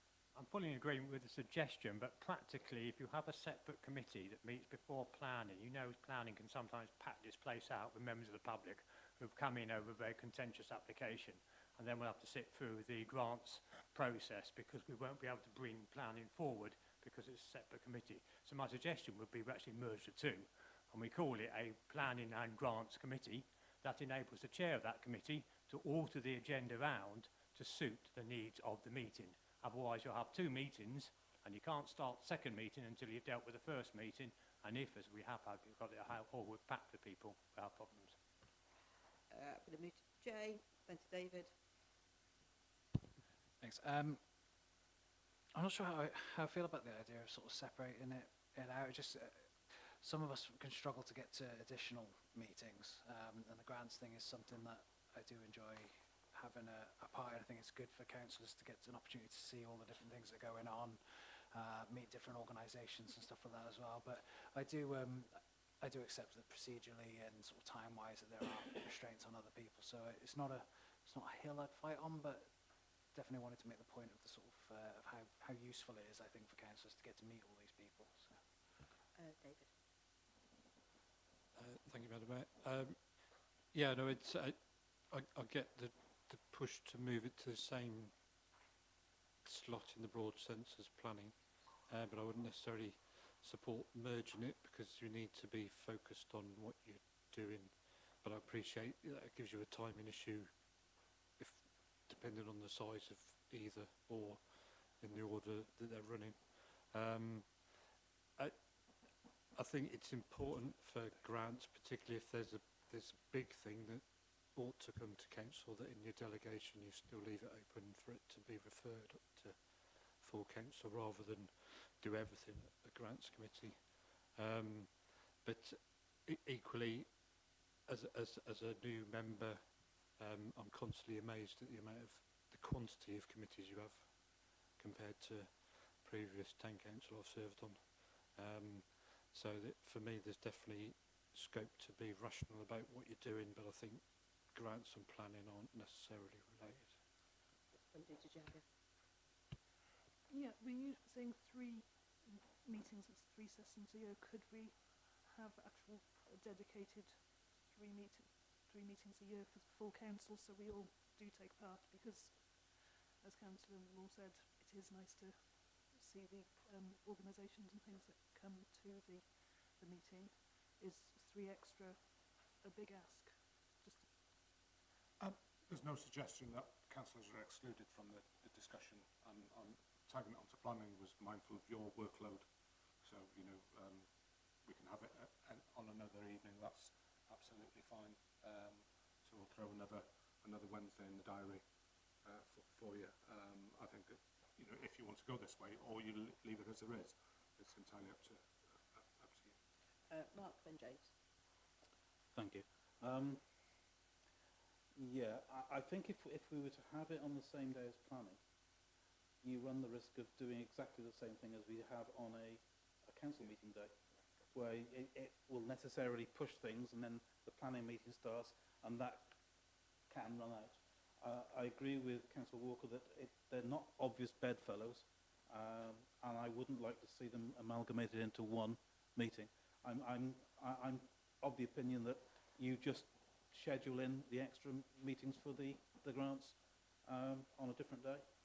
If it's only 3 times a year, I'm sure we can manage that. James, then Jonathan.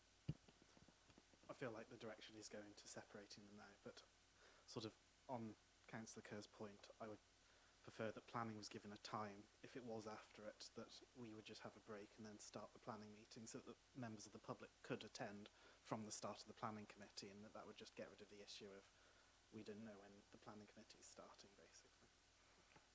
Jonathan? Thank you.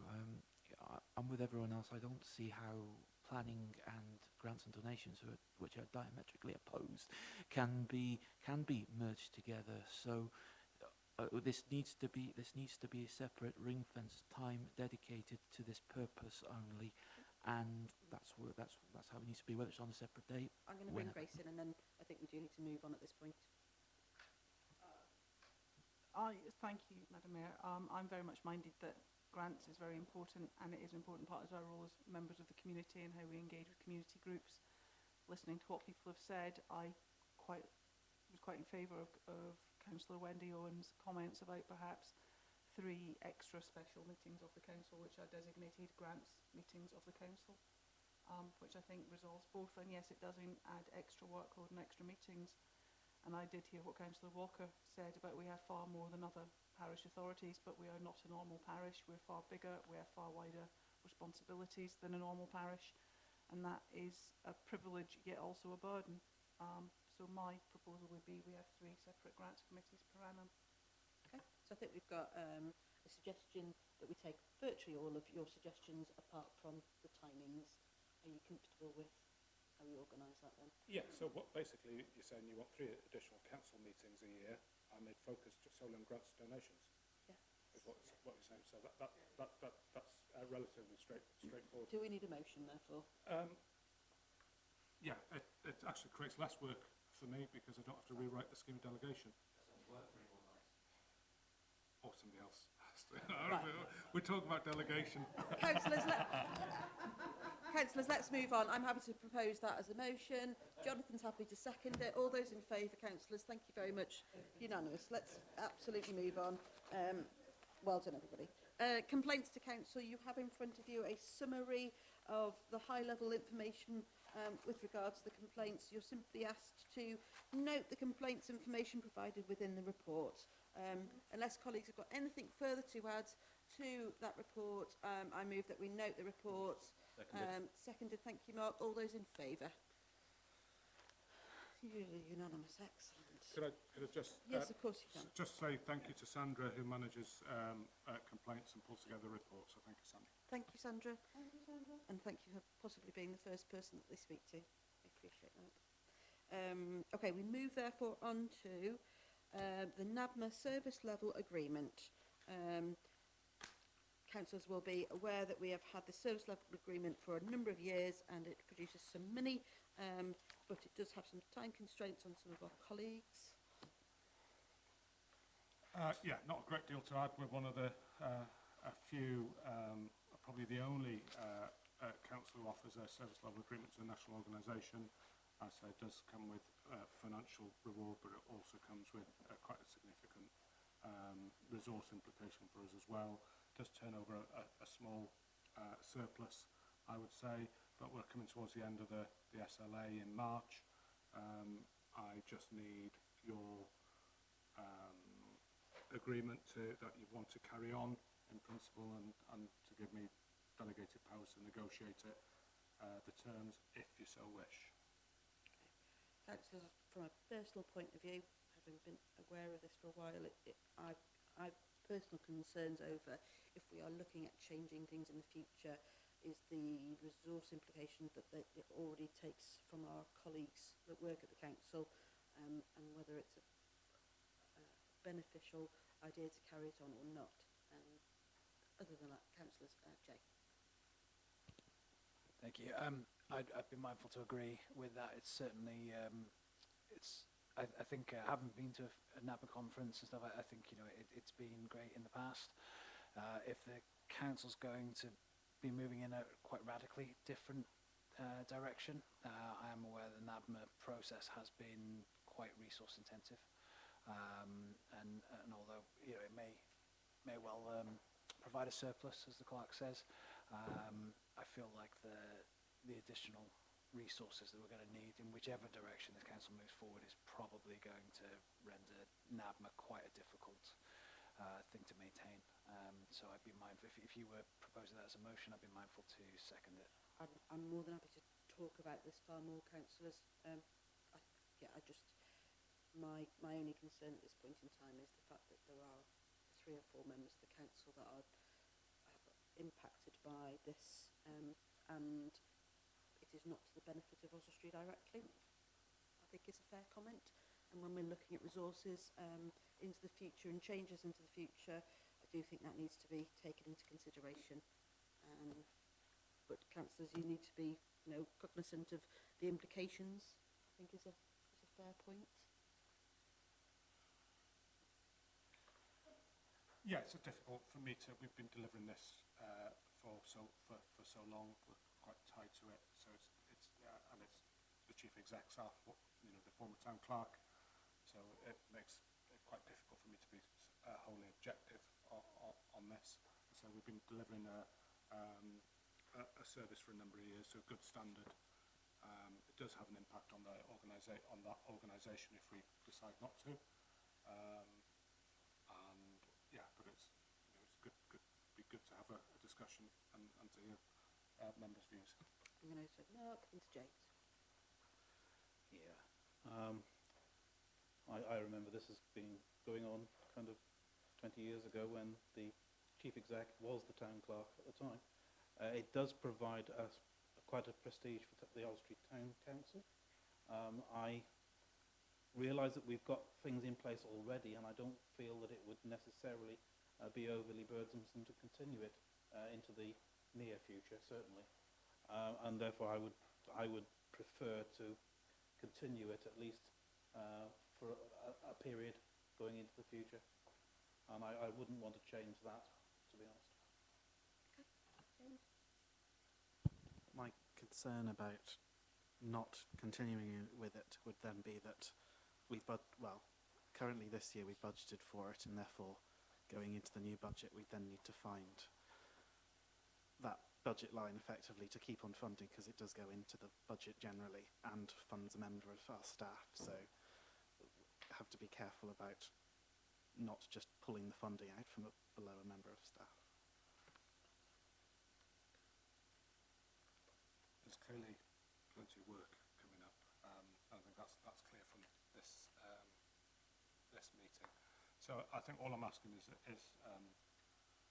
for you to agree for me to follow up with conversations with the new chief exec from January, and to come back to you with perhaps some further information on the terms. Is what I'm reading from the room. Obviously noting your concerns as well, and I obviously share some of those as well. I think that seems sensible, that by January we might know a bit more and might be a bit clearer. So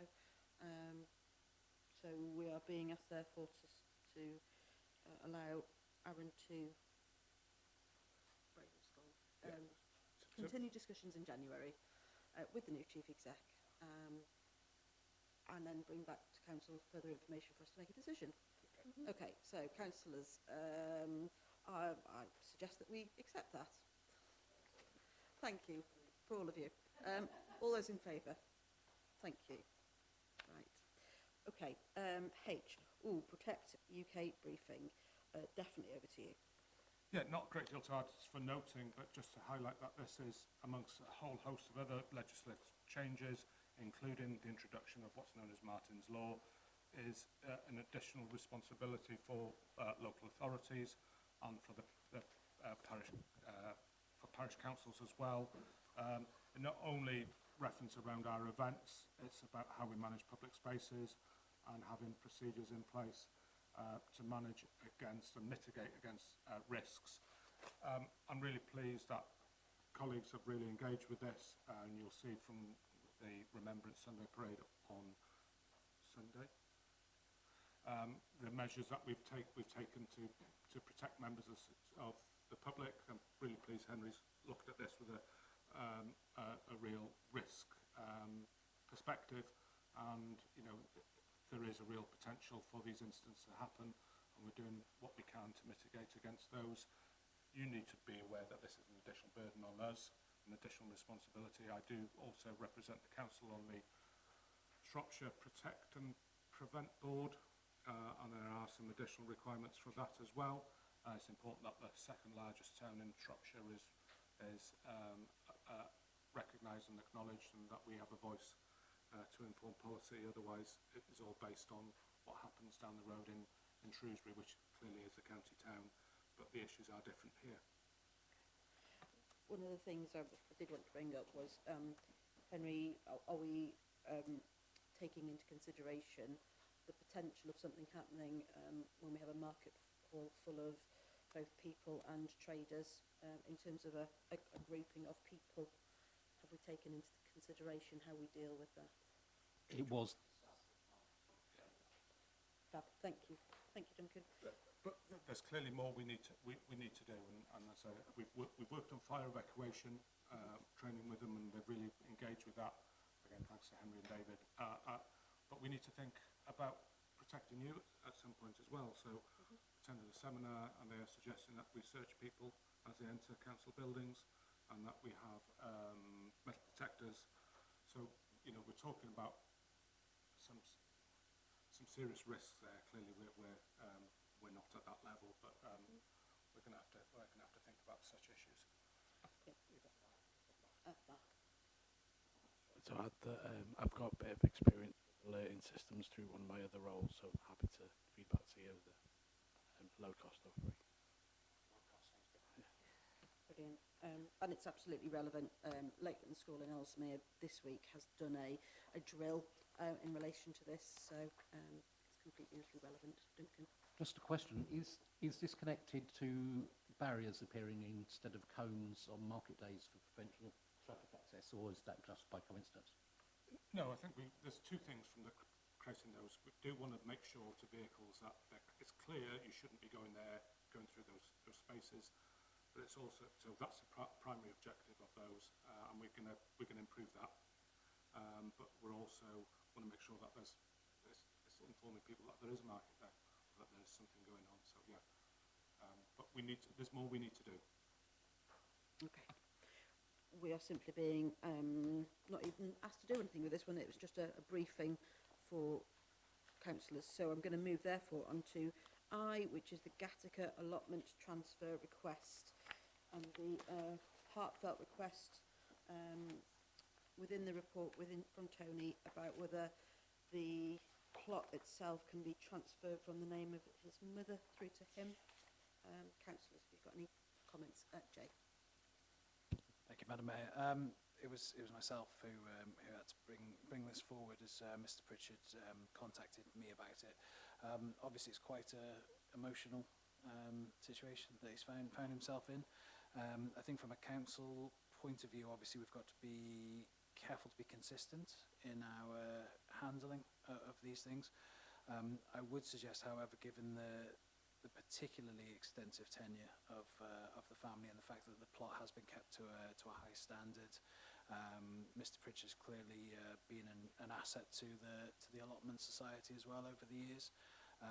That I don't know if the correct terminology was that an exception should be made, but I certainly feel that the correct thing to do, the kind thing to do, would be to support Mr. Pritchard in having this allotment transferred so he can continue with his family's legacy there.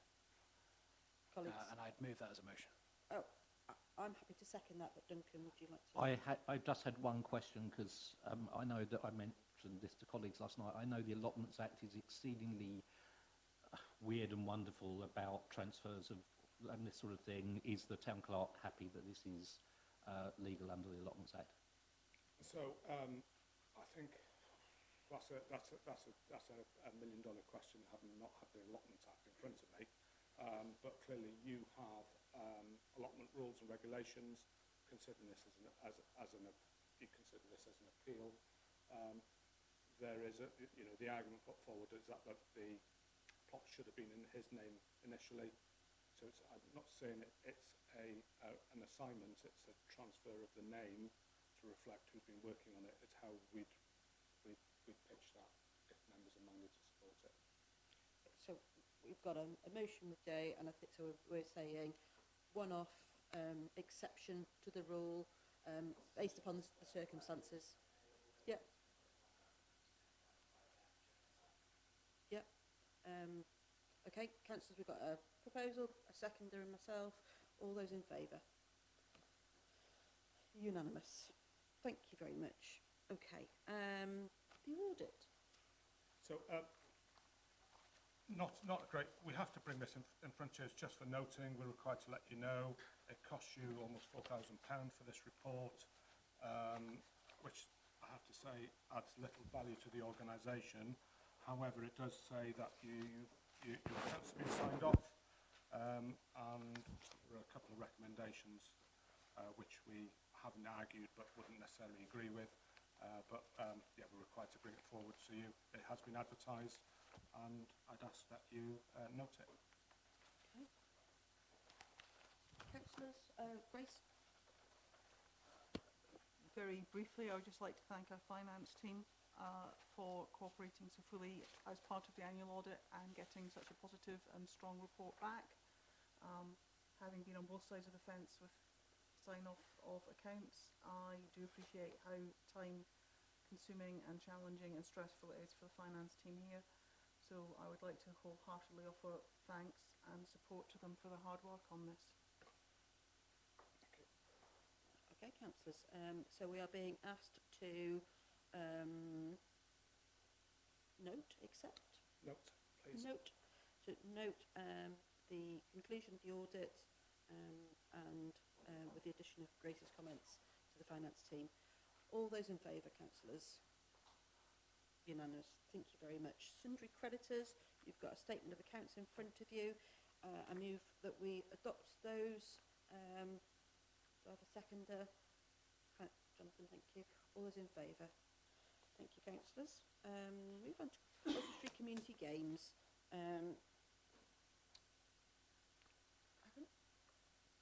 Yeah, so just an annual request and report asking if you support them next year and allow them to use Caglass Park free of charge, which we've always agreed to.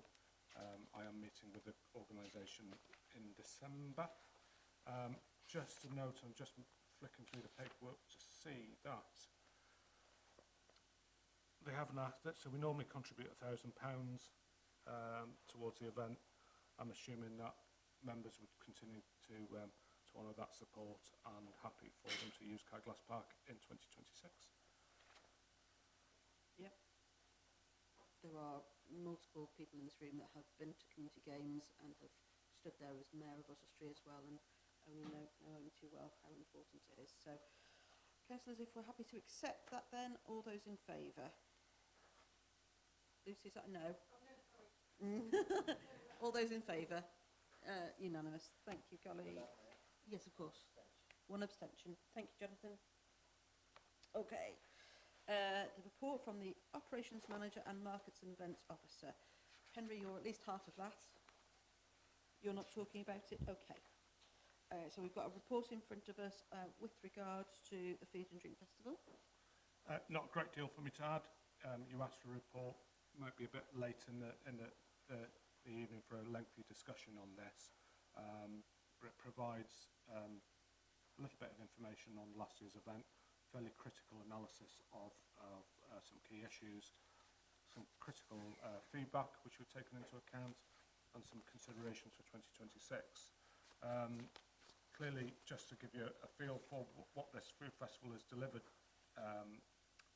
with, so we have a budget of £10,000 and take £6,000 of income, so it's delivered on £4,000 net, which isn't a great deal.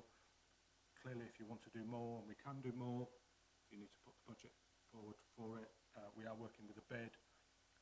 The process has always been continuous improvement, and I think those will have seen the improvements this year, and some key issues sorry, getting a little bit tired. Some key improvements that you've asked for as well. Obviously, more we can do, and yeah. So I think we're just asking you to note the report, but happy to have the feedback. Councillors, any feedback? Duncan? You even looked at me expecting Well, I it, know, didn't but you? you smiled and I wasn't sure whether you were just smiling at me. Sorry. Yes, you say continuous improvement. Yes, it is a big improvement. I still think we need a bit more movement to more food festival and less market. It's still more driven by stalls rather than things happening. I would urge the bit about the demonstration things subject to budget as being high on the agenda, that having an area where people are doing demonstrations of stuff helps to make it more of a festival. I'll probably echo what I've said before, which is other food festivals have trails and guides and things. We've had them here before. They help to turn it into more of a festival than just a stall. I don't know if Richard planned to speak, but Richard did mention last night when we were chatting that the food stalls that are there tend to be fast food stalls. Okay, it's not McDonald's, but they're fast food stalls rather than things about produce. We're in the middle of a very rural community here with lots of food producers around us, and I think we need to extend it into that area as well, which is stealing a bit from Richard, what he said last night. But yeah, there's so some movement in those directions, I think, are all, but not, it can't all be done in one jump, but progress in that direction. Yeah, just to echo that, thanks. Yes, Duncan's effectively said what I might have said, which is absolutely fine. I do think it's a bit of a fast food rather than foods, and there are a lot of food producers, and it was actually Fiona as well who raised the issue that there are some local, she's not here, but local producers. So maybe we should be giving Henry some suggestions about that. And I also suggested that most of the food festivals that I tend to go to also have some kind of a musical contribution as well as demonstrations. So, but accept the fact that it is a step forward. We are moving in the right direction, and you can't do everything all in one go. I recently attended Llangollen's Food Festival, and they definitely had some small-scale food cookery demonstrations, but they were in little streets off, so it wasn't in one particular area. It probably covered 6 or 7 different areas of Llangollen, and it encouraged people to move around with lots of large signs for the day, and it definitely had benefits. And that demo was really very small. It was one person with a mic and just talking about something. So it can be done on a smaller scale initially, but it has definite potential. So perhaps we can have yeah, I'm really grateful for the feedback. Perhaps we can have a conversation with Llangollen, Henry, and grateful if you've got any contact details and local producers to let us have their details so we can contact them. Yeah. Is there value in a small group of councillors before next year being able to combine efforts and think about things? So I'm not sure when the planning starts. Probably has already started. So I think obviously it's delivered in partnership with the bid. Perhaps a joint member meeting with members might be useful. So perhaps those councillors have spoken. Okay.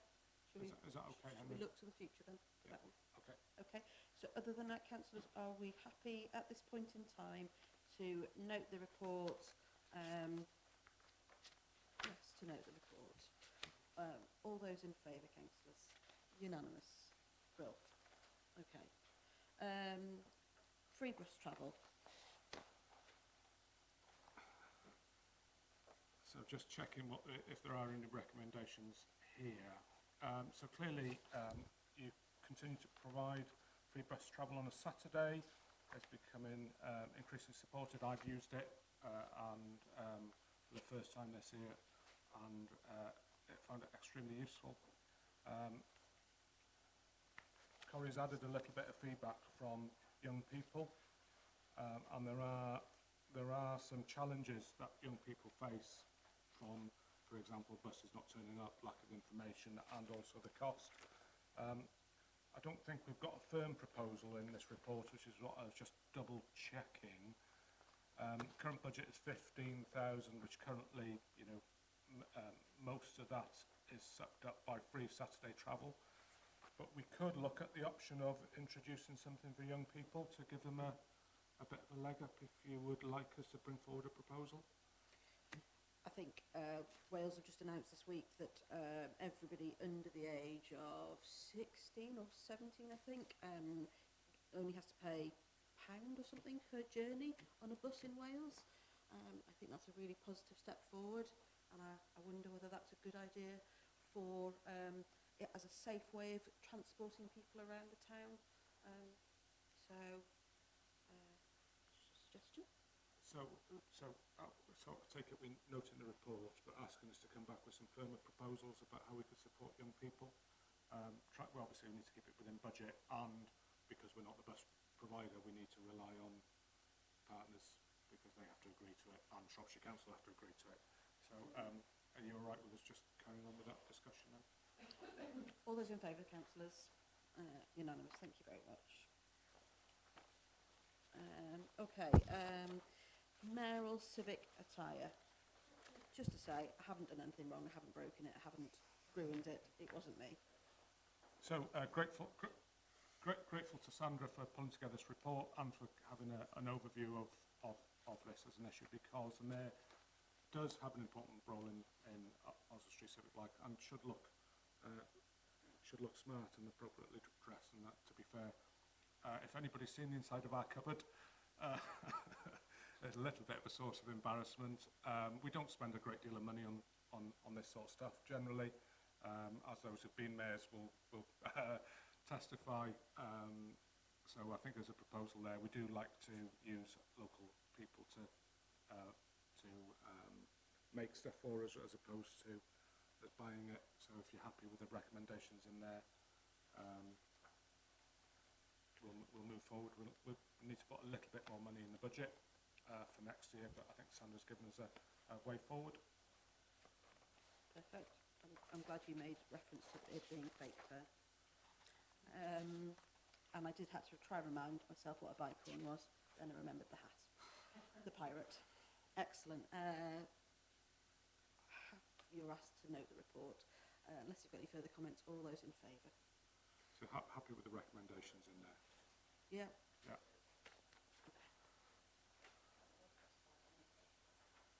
Yeah. Yeah. It's not hats, it's a bicorn. It's a pirate hat. Okay. Excellent. So we move on to a motion that has been slightly on hold, but now we have both councillors in the room, which is wonderful. Do either councillors want to do a double act, or do one of you want to introduce it? You don't need to go through the whole thing if you don't want to, but if you want to summarise, that would be great. This has been brought to everybody before, probably twice, I think.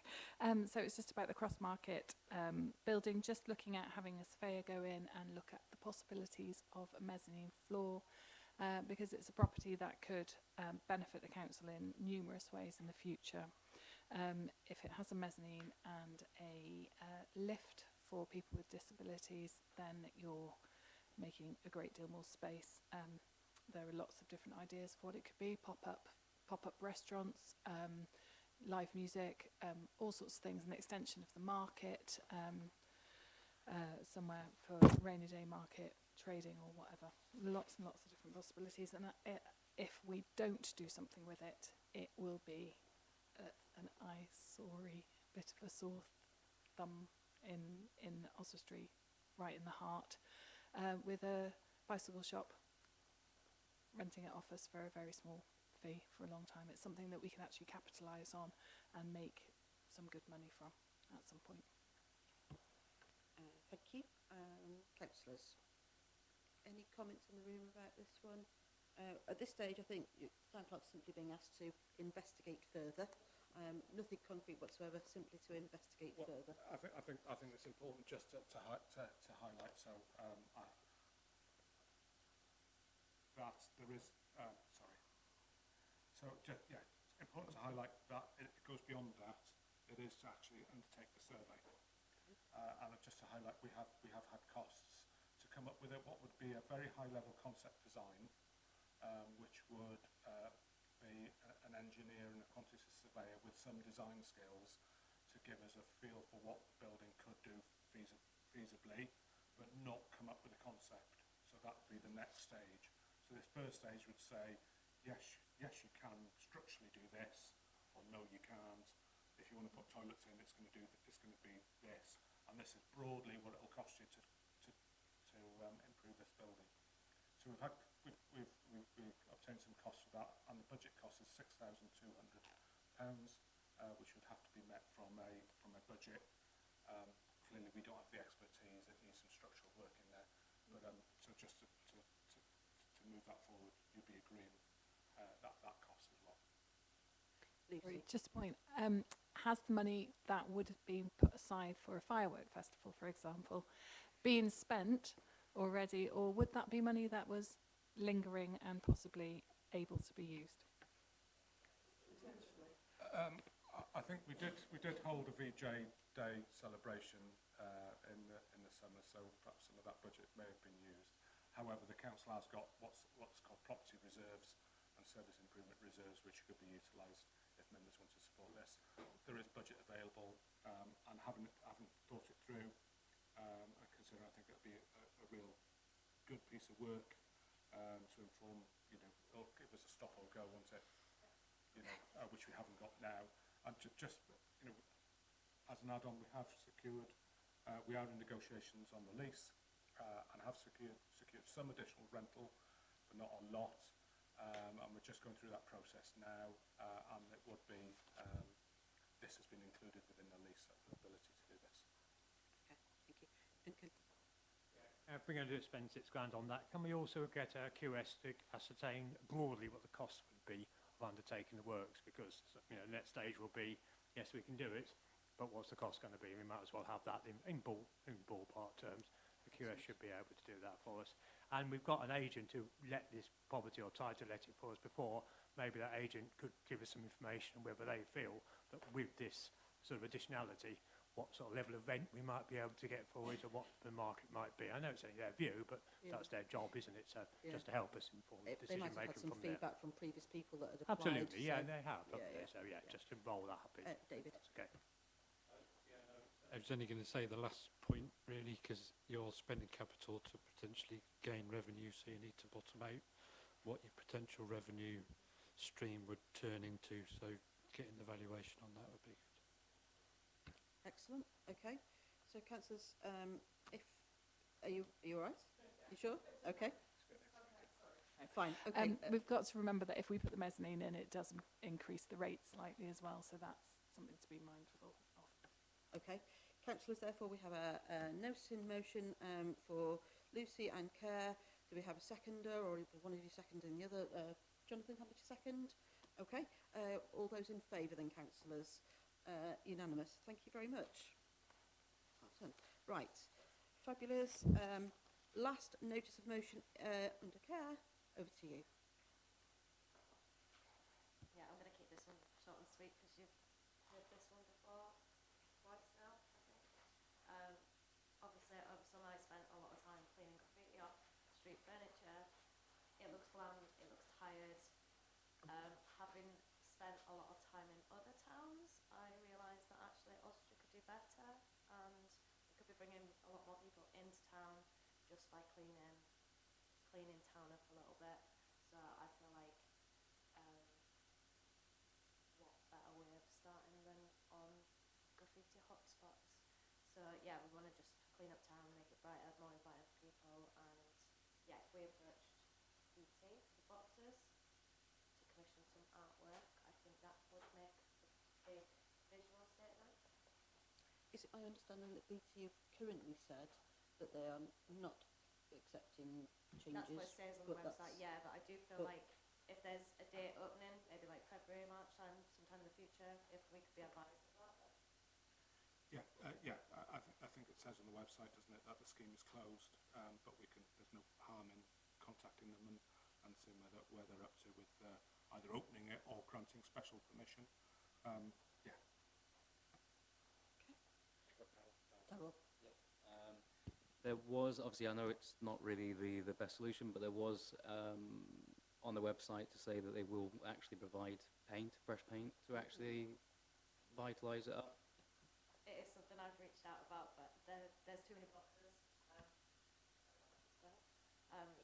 That's for like one-off, so it is something I've reached out to them about as well.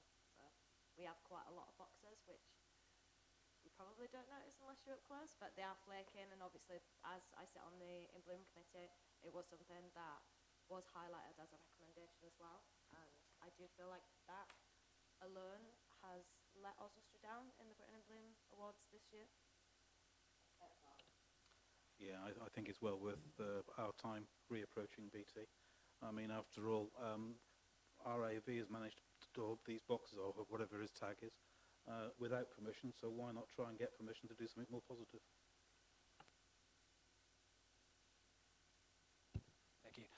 Yeah, I think it's always a good idea to try and do anything to brighten things up. One thing that I would say though, being that I'm quite into sort of DIY and things like that along those lines, that a lot of painting over problems seems to happen, where it's like, okay, there's a flaky box, let's just paint all over it, and then the finish just looks rubbish. I think it's just the boxes need to be prepared properly, you know, same as any surface for paint. So I think if we're going to look at doing it, then surface preparation needs to be part of it as well, not just the cost of paint, because as you just layer up and layer up and layer up paint, you just inevitably get it looking worse and worse.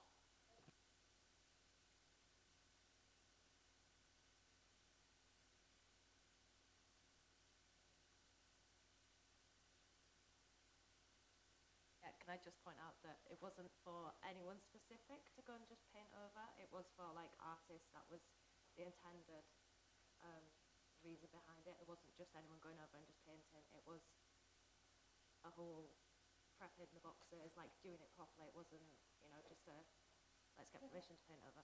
Yeah.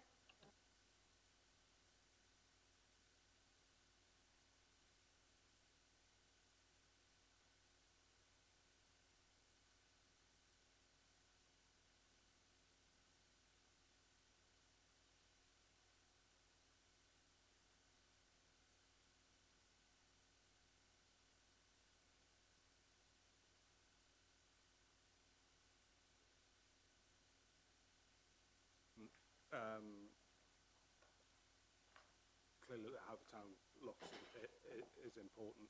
Just be aware of the resources that we've got available, and the timescales that this stuff is going to take. We're going to have to prioritise our work, and clearly the biggest risk is the stuff with the biggest expenditure, and we are in the middle of delivering a Grade 1 listed lottery project, which has to be number 1 or 2 priority. So just be a little bit kind on us, and where if we're not responding to stuff promptly or making the odd mistake, that it's generally because there's a heck of a lot that we're getting involved in. So yeah, please just be mindful of that. Okay. So councillors, we have a proposal. Do you want to second the chair? Wendy's seconding it. Perfect. Okay. Councillors, all those in favour of the motion? Unanimous. Thank you very much. Okay.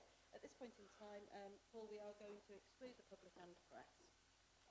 So that by the Public Bodies Admission Speaking Act 1960, Section 1, 2, and in accordance with provisions of Schedule 12A of the Local Government Act 1922, public and press be excluded for the remainder of the meeting for the following items of business on the grounds. He's gone. He's gone. All those in favour? Excellent. Thank you very much.